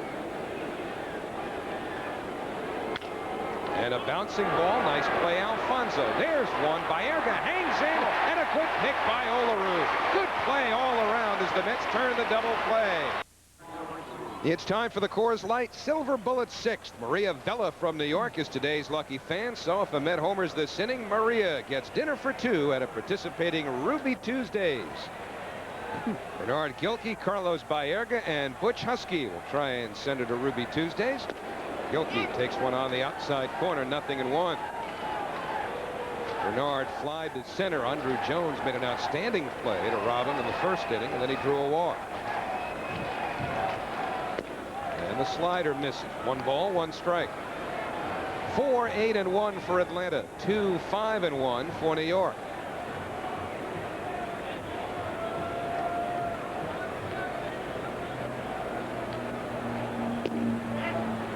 Tried to check his swing. He went around. It's 1-2. And again, the Braves with Andrew Jones in center, playing the Met hitter to the opposite field a few steps. Hundley's the only guy who's played the pull. And Gilkey lays off, 2-2. All 3 of the incumbent outfielders prior to Hundley's return had strong games over the weekend against Montreal, so they have sat once each so far since Todd came back. This is the 3rd game of Hundley's return. And Galarraga unable to come up with it. So still 2 balls, 2 strikes on Bernard. Tonight it's Brian McRae's turn to take the seat on the bench. And Brian has been hot. 6 home runs in his last 17 games. Only Bagwell with 9, Emery Rodriguez with 9, and McGuire with 7, having more in that period of time. Gilkey fouls it away again. Bagwell was hurt for a while this year. You wonder where he'd be in that home run chase. He was healthy the whole year. He got to 20 in a hurry after coming back from an injury. Houston Astros have struggled recently, but they still have a 4-game lead in that Central Division. And Gilkey down on strikes. That's the 4th strikeout for John Smoltz, 1 away. You know, we were talking about the return of Al Leiter. Steve Phillips watched him before. We were talking about that follow through. Put it all together, and Phillips was happy today. I couldn't hit him. No, I mean, look, we're real happy. Al threw well. It looks like the arm is certainly there and the legs are underneath him, and he's able to handle that part of it. Obviously, they're going to do some ground ball work here to see how he can cover first base, because that's really how he injured it, and really something he's going to be able to have to do if we're going to be able to activate him. But so far, it looks good, and we'll see how he bounces back, because that's always the key thing, too, to see how he feels the next day. Now will Leiter bounce back after Baerga bounces out? 2 men away in the 6th inning. That'll probably be determined by tomorrow. And there's one other note relative to the Met pitching situation. Next week, the parade of doubleheaders begin. They'll have one in Milwaukee. That'll be on Wednesday, and then another one on Friday. Right now, if all goes well, Armando Reynoso should start one of the games in one of the doubleheaders, and perhaps Bill Pulsipher in the other. Problem is, Reynoso is rehabbing after surgery, has had a rocky time of it lately, and if he can't make it, then the Mets have a choice. They could either use someone on short rest or dip into their minor league system. And Steve Phillips told me if they do go down to Norfolk for a pitcher, it would be Octavio Dotel. Throws a 95-mile-an-hour fastball. It's a 90-mile-an-hour heater there from John Smoltz to Husky, 1-1. Dotel started this year at Binghamton, and that's Double-A ball, and was moved up to Triple-A. That's why Huskies had trouble with Smoltz, 1-2.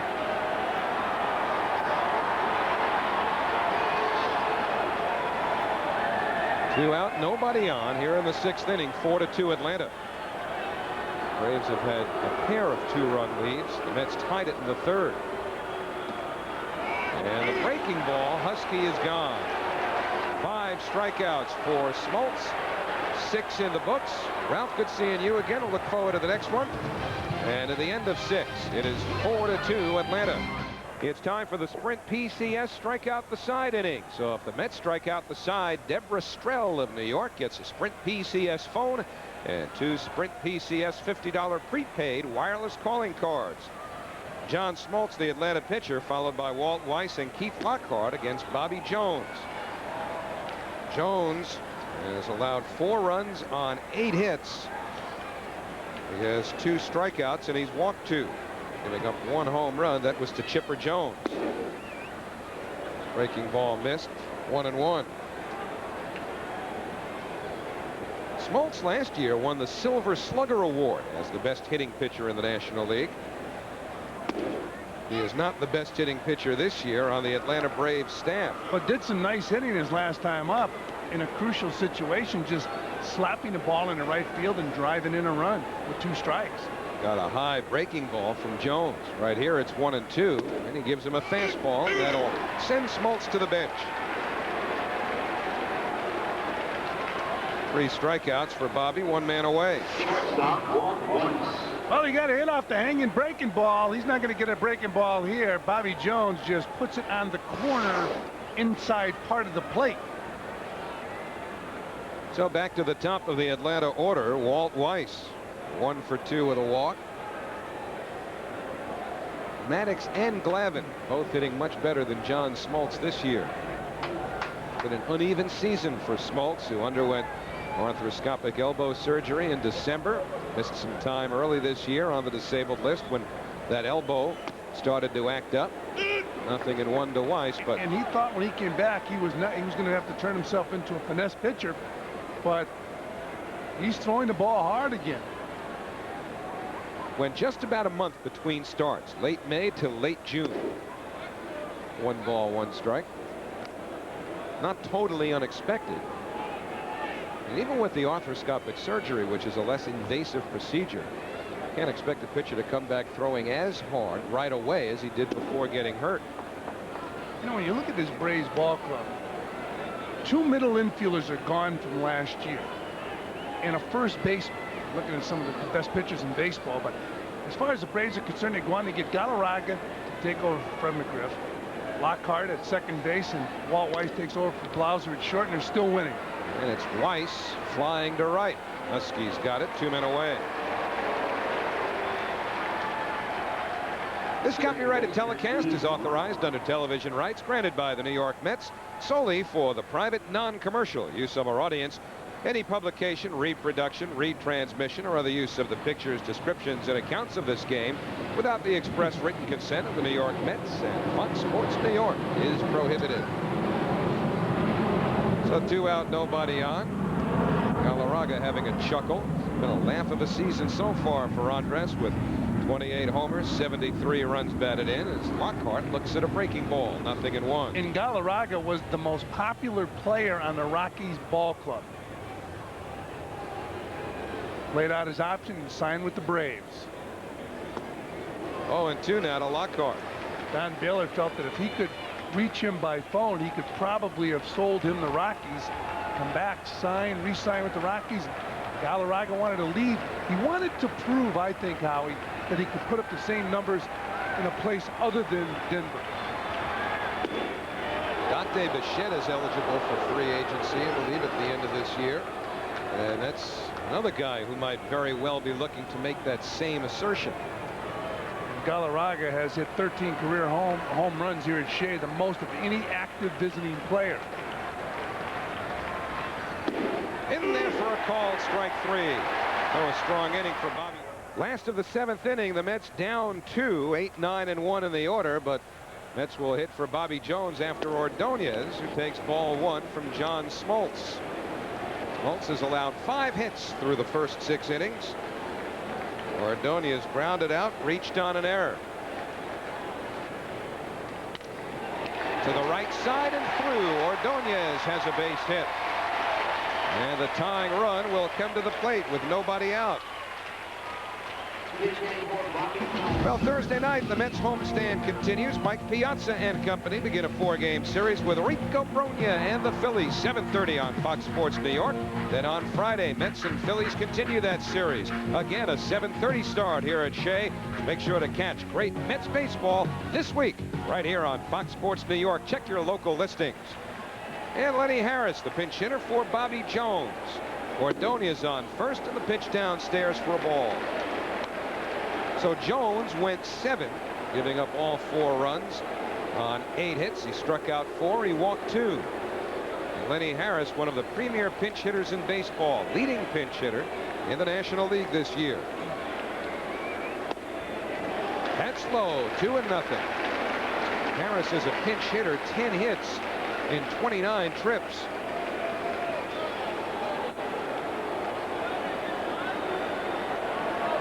Pulsifer, left-handed. Chipper Jones, of course, will have to turn around and bat right-handed, leading off the 8th inning against Pulsifer. And the 2-0 to Harris, inside. So 3-0 with nobody out, and Ordonez on first. Now, Bobby Cox told me he's content with his bullpen the way they are right now, but he does not have Mark Wohlers. Mark Wohlers intimidates major league hitters, but he is struggling in AAA right now, trying to regain his control. Alfonso waiting on deck. Gary Leitenberg has done the closing lately for Atlanta. Inside, ball 4. Runners at first and second, nobody out. Well, Bobby Cox will start to sweat as much as any manager who's got a record of 60-32 can sweat this time of year. Tying runs are on. Alfonso represents the go-ahead run at the plate. We'll see how the Mets play it and what the Braves do on the infield.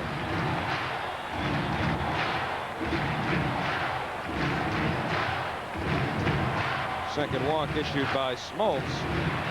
Russ Springer recently acquired the right-hander John Rocker, the southpaw.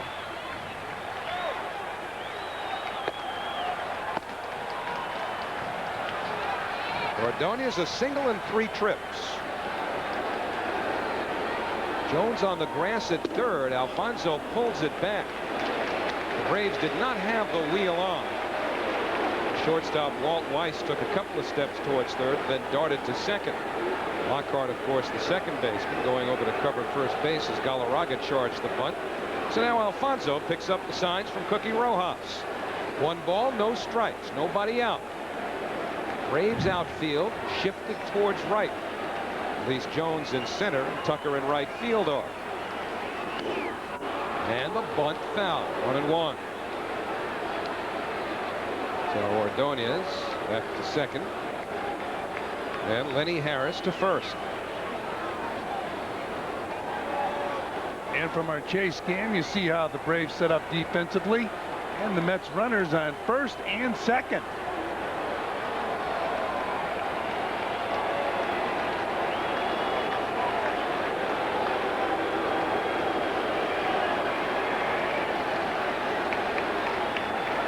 Smoltz getting near that century mark. Alfonso pulled it back. They want to check it first. No swing, according to Jerry Meals.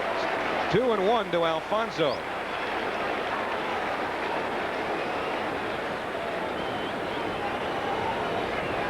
Well, a lot of stuff can happen here now. 2-1. Alfonso has tried to bunt a couple of times. Once he bunted foul, pulled it back twice.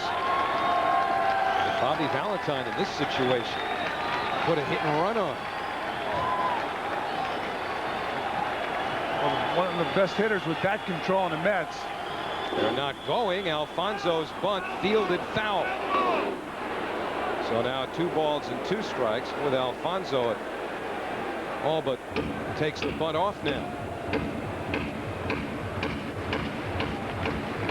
Alfonso, one of the better 2-strike hitters on the Mets club. Cookie Rojas looking in at Bobby Valentine. I doubt if Bobby would ask Alfonso to give himself up completely. 2-2 on Alfonso. Behind Alfonso, you've got Olerud and Piazza. Ordonez at second, Lenny Harris at first. Nobody out. 2-2 to Alfonso. And he does ask him to give himself up, and he bunts foul, strike 3. That's a tough decision right there to have Alfonso, who handles the bat as good as anybody with 2 strikes, bunt the ball. Tough decision. Bobby Valentine decided to go with it. Now Alfonso slapped his bat on the ground, I'm sure partly because he didn't execute the bunt, and partly because he got the bunt signed with 2 strikes. But Bobby Valentine decided to move those runners along, and Alfonso's upset that he didn't do the job. So now Olerud with runners still at first and second. Olerud 2 for 3 in the game.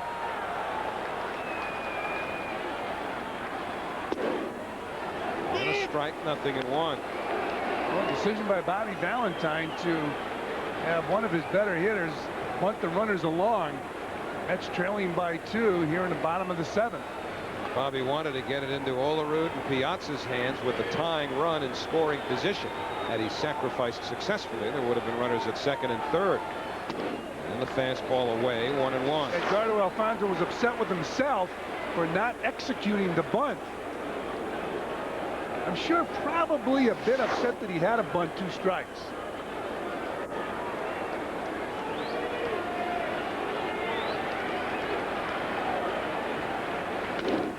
In the air, left field. Lesko has plenty of room. Now there are 2 outs.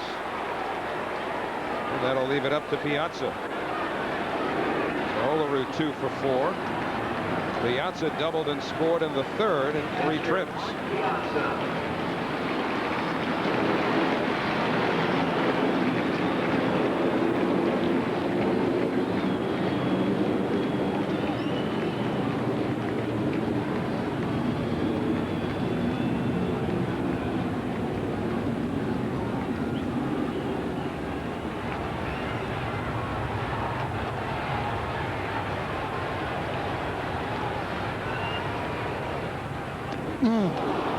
Piazza tried to give the Mets the lead with 1 swing. And Smoltz challenged him in his wheelhouse.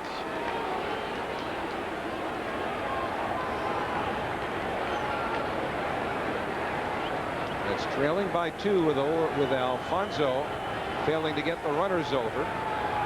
And Olerud flying out. So Ordonez still at second, Harris at first, and Piazza asks for and receives time. Of course, one of the things Bobby Valentine also wanted to do was try anything to stay out of a double play with Olerud and Piazza coming up. Alfonso will hit the ball on the ground and is not fast at all. The Mets desperate to get some production in these situations. Braves have tonight. The Mets have not. 0-1 to Piazza. Now 0-2. I'll tell you, Smoltz is reared back and fired, and Piazza's taken 2 good rips. Power against power.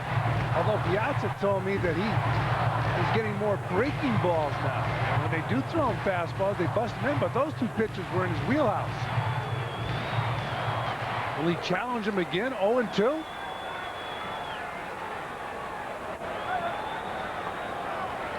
If he does, it'll be like the old Sandlot leagues. Just rear back and fire.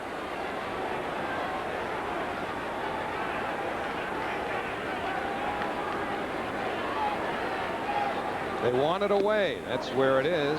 Lopez had to make a good play on the pitch in the dirt. So it's 1-2 to Piazza.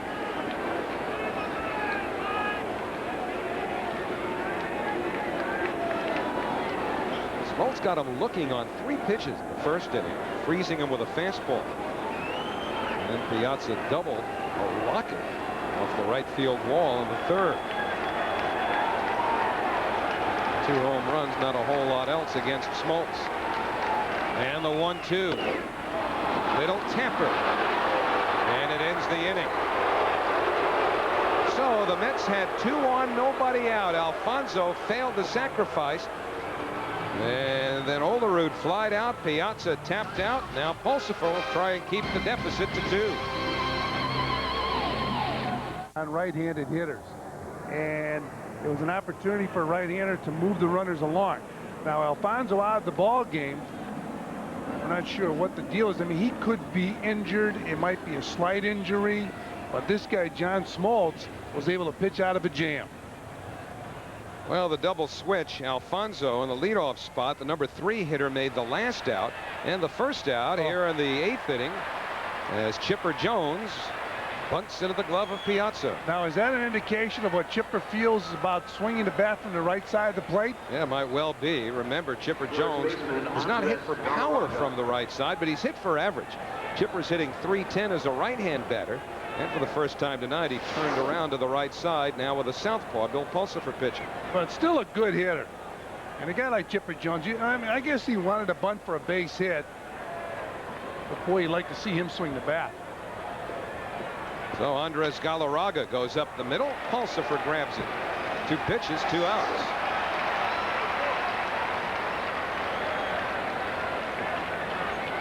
So Pulsipher, who certainly stands to get a start next week.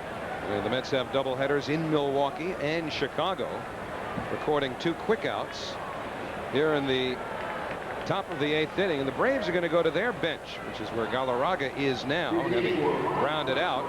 And Gerald Williams, the former Yankee, will hit for Ryan Klesko.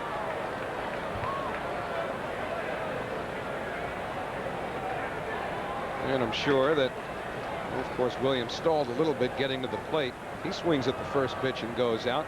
I don't think Bobby Cox will be too thrilled, nor will John Smoltz, so he takes ball 1. You know, Howie, I know years and years ago it used to be don't go down in 3 pitches. I don't think anybody cares today. Go up there and rip.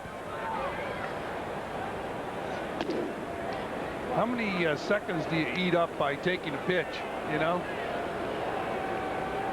Gerald Williams is the man who swung the bat to hit Mike Piazza right in the coconut last week.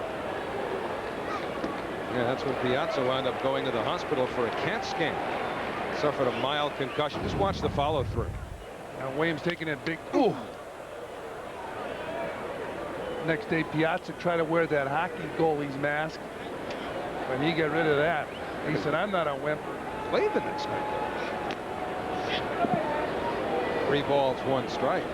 Put on a little hockey equipment, you get a little braver.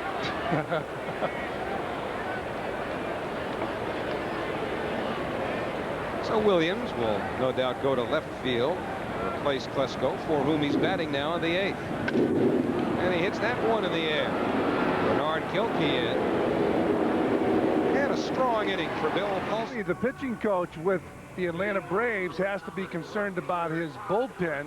His main man, Mark Wohlers, is struggling in AAA, trying to regain his form. That's Preston Wilson hitting a home run off Mark Wohlers. It was a grand slam home run, and Charlotte beat Richmond that game. How about Pawtucket at Richmond? And there's another home run off Mark Wohlers. So tough outings in the minor leagues for Mark Wohlers. Todd Hundley on the first pitch. Weiss bobbles out at first base. Well, Todd doesn't agree with Jerry Meals, but even after Weiss bobbled the ball, he was able to recover and throw Hundley out. One man away. Like Todd had a stutter step when he got close to first. Weiss boots it, then makes the throw. Yeah, it beat Todd going to first base. Bang, bang play. Now Weiss booting the ball, coming up throwing. And they got Todd at first. So Bernard Gilkey looks at a slider, 0-1. Gilkey 0 for 2 with a walk.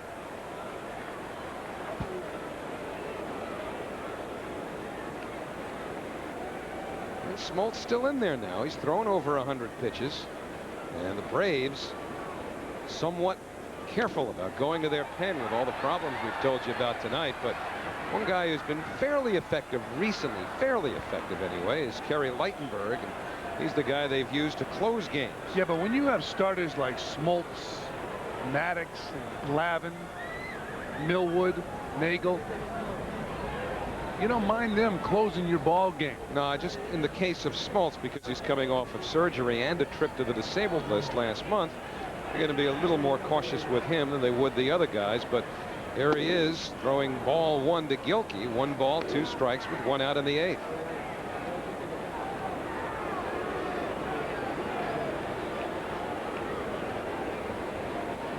And the 1-2 to Bernard, a breaking ball. Chipper Jones across the diamond, and there are 2 outs. So Carlos Baerga will be the batter. Make sure to stay tuned following our game Second for baseman Fox Sports Carlos News. Baerga. Recap of all the day's activity in sports coming up after the Mets and the Braves here on Fox Sports New York. They do a good job. They have those up-to-the-minute reports right from the stadiums. What are they going to do without World Cup highlights, though? They dominated that World Cup with their coverage. There's Carlos Baerga taking a fastball. Carlos 0 for 3.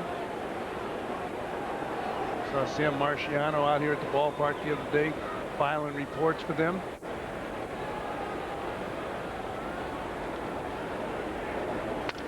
And a line drive right at Weiss. So the Mets go quickly and quietly in the 8th. The 9th inning, the Mets trailing Atlanta 4-2. And the Mets have their 3rd pitcher, Jeff Tam, on to relieve Bill Pulsifer, who worked a perfect inning. Tam was perfect himself, retiring all 5 batters that he faced his last time out. That was against the Montreal Expos on Sunday. In fact, the Mets bullpen threw 3 2/3 perfect innings of baseball. 11 up, 11 down on Sunday. Their best outing of the year. And Tam's outing on Sunday came after his only poor performance his previous time out. So a good bounce back for Tam. His first pitch, ball 1 to Javi Lopez. And told a story about Steve Phillips, how Steve said he had to prove himself every year. And Steve wasn't a believer right away, but he's a believer now. And that's something that has changed in baseball. Years ago, if they didn't believe in you, you couldn't get them to believe in you. But Steve Phillips is a believer now in Jeff Tam.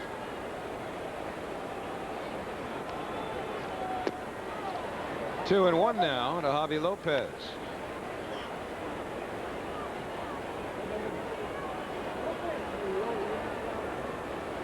And one of the things Bobby Valentine's been doing regularly as of late, the overshift. Here it's Baerga behind the second base bag against Lopez. And it's 2 balls and 2 strikes. Mets have done that more in the last month than they did the rest of the year. Asked Bobby Valentine about that recently, and he said it's just a product of the information and the data that they have compiled on the opposition.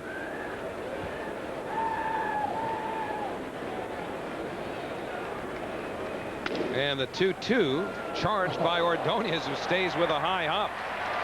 1 man away. That's why you got to learn how to play that position or any position one-handed.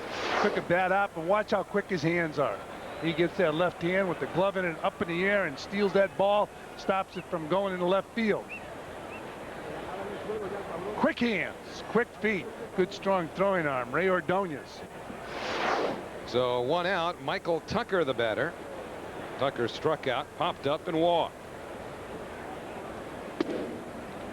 Good movement there by Tam. 0-1. Basically a sinker slider pitcher, Jeff Tam. His job is to get ground balls, and he's done that pretty consistently. 1-1 on Michael Tucker.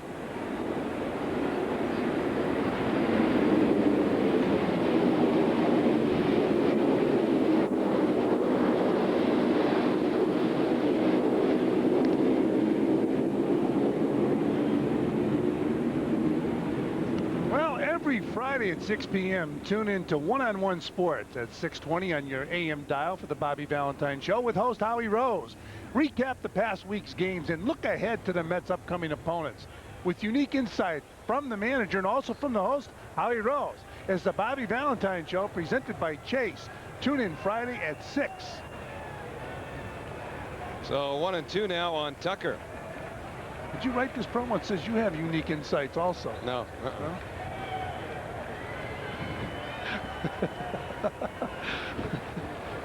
Just kidding. I added that.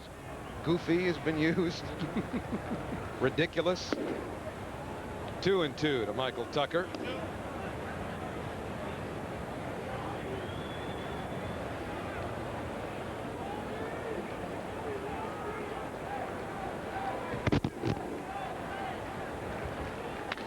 That's hit hard, but Tucker out in front, so still 2-2.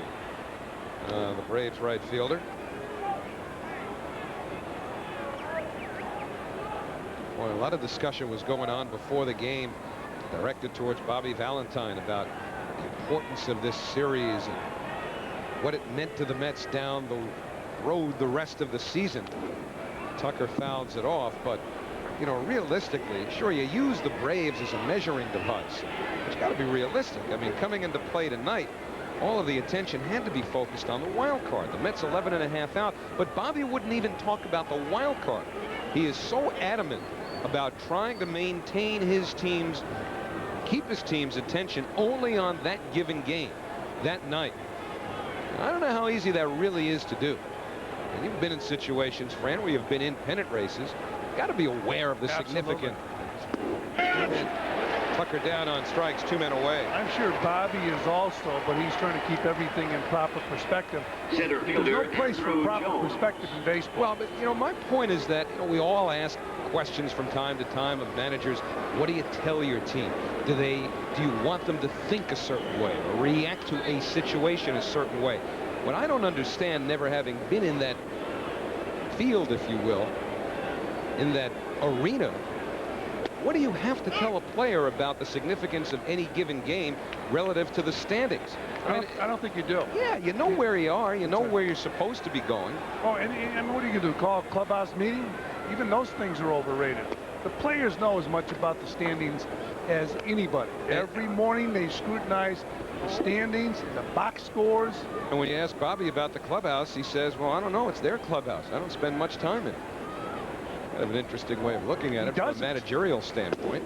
I mean, he'll say things like, I hear the camaraderie in there is good. I hear they like each other. I hear they've got unity of purpose, or whatever the phrase is at that time. But to win, you don't need all those things. All you need is productivity. 1 ball, 2 strikes, 2 out to Andrew Jones.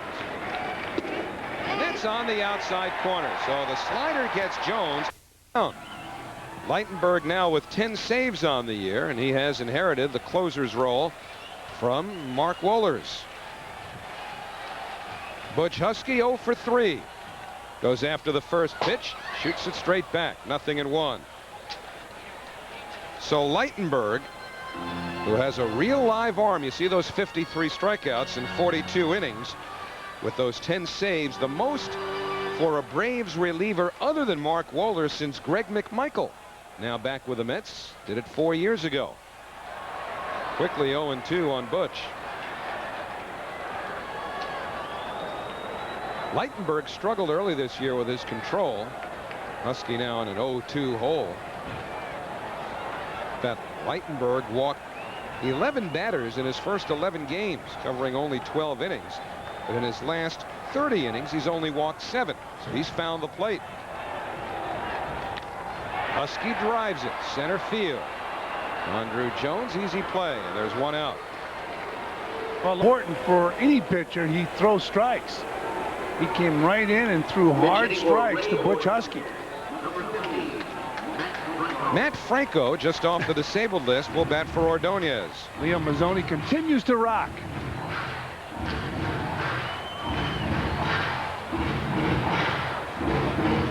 So Matt Franco, who became a stolen base king down at Norfolk. Remember, this is the guy who went on the DL because he had a broken toe. Stole bases 2 nights in a row. And he's off the DL for this game. Benny Agbayani's been sent down. 0-1 to Met. Mets trailing 4-2. We're in the 9th. And the turning point so far, at least offensively for the Mets, Alfonso failing to get that bunt down. Mets, including that at bat, have seen their last 7 go. Also had him trying to bunt a 3rd strike. And Alfonso bunted foul. A liner snagged by Lockhart. The Mets are down to their last out. So 2 out, nobody on, and it'll be up to Lenny Harris.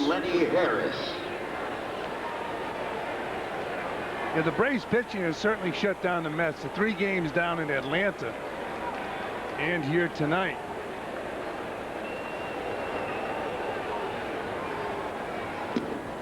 Harris takes a strike. Lenny Harris came into the game as a pinch hitter for Bobby Jones in the 7th inning and drew the walk that gave the Mets runners at 1st and 2nd because Alfonso was pulled on a double switch. Leadoff spot now occupied by the pitcher. 1-1 to Harris. So out on deck now to pinch hit for Jeff Tam is Brian McRae.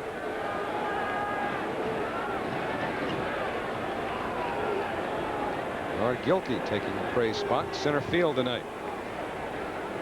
1-1 to Lenny Harris. And a liner to left. Gerald Williams makes the catch and the Braves win it. So the last 9 Mets go down in order. 3 in a row in the 9th inning against Kerry Lightenberg and Bobby Cox. And the Atlanta Braves have their 61st win against 32 losses. And you really have to tip your cap to John Smoltz. He did a fine job. He struggled a little bit in the middle of the game and then got it together the last couple innings, and then they go to Lightenberg and he comes in and gets 3 quick outs. But John Smoltz was the story tonight, the way he pitched. Smoltz coming up with his 7th win against just 2 losses. Andrew Jones, always fun to watch in center, even on the balls he doesn't come up with.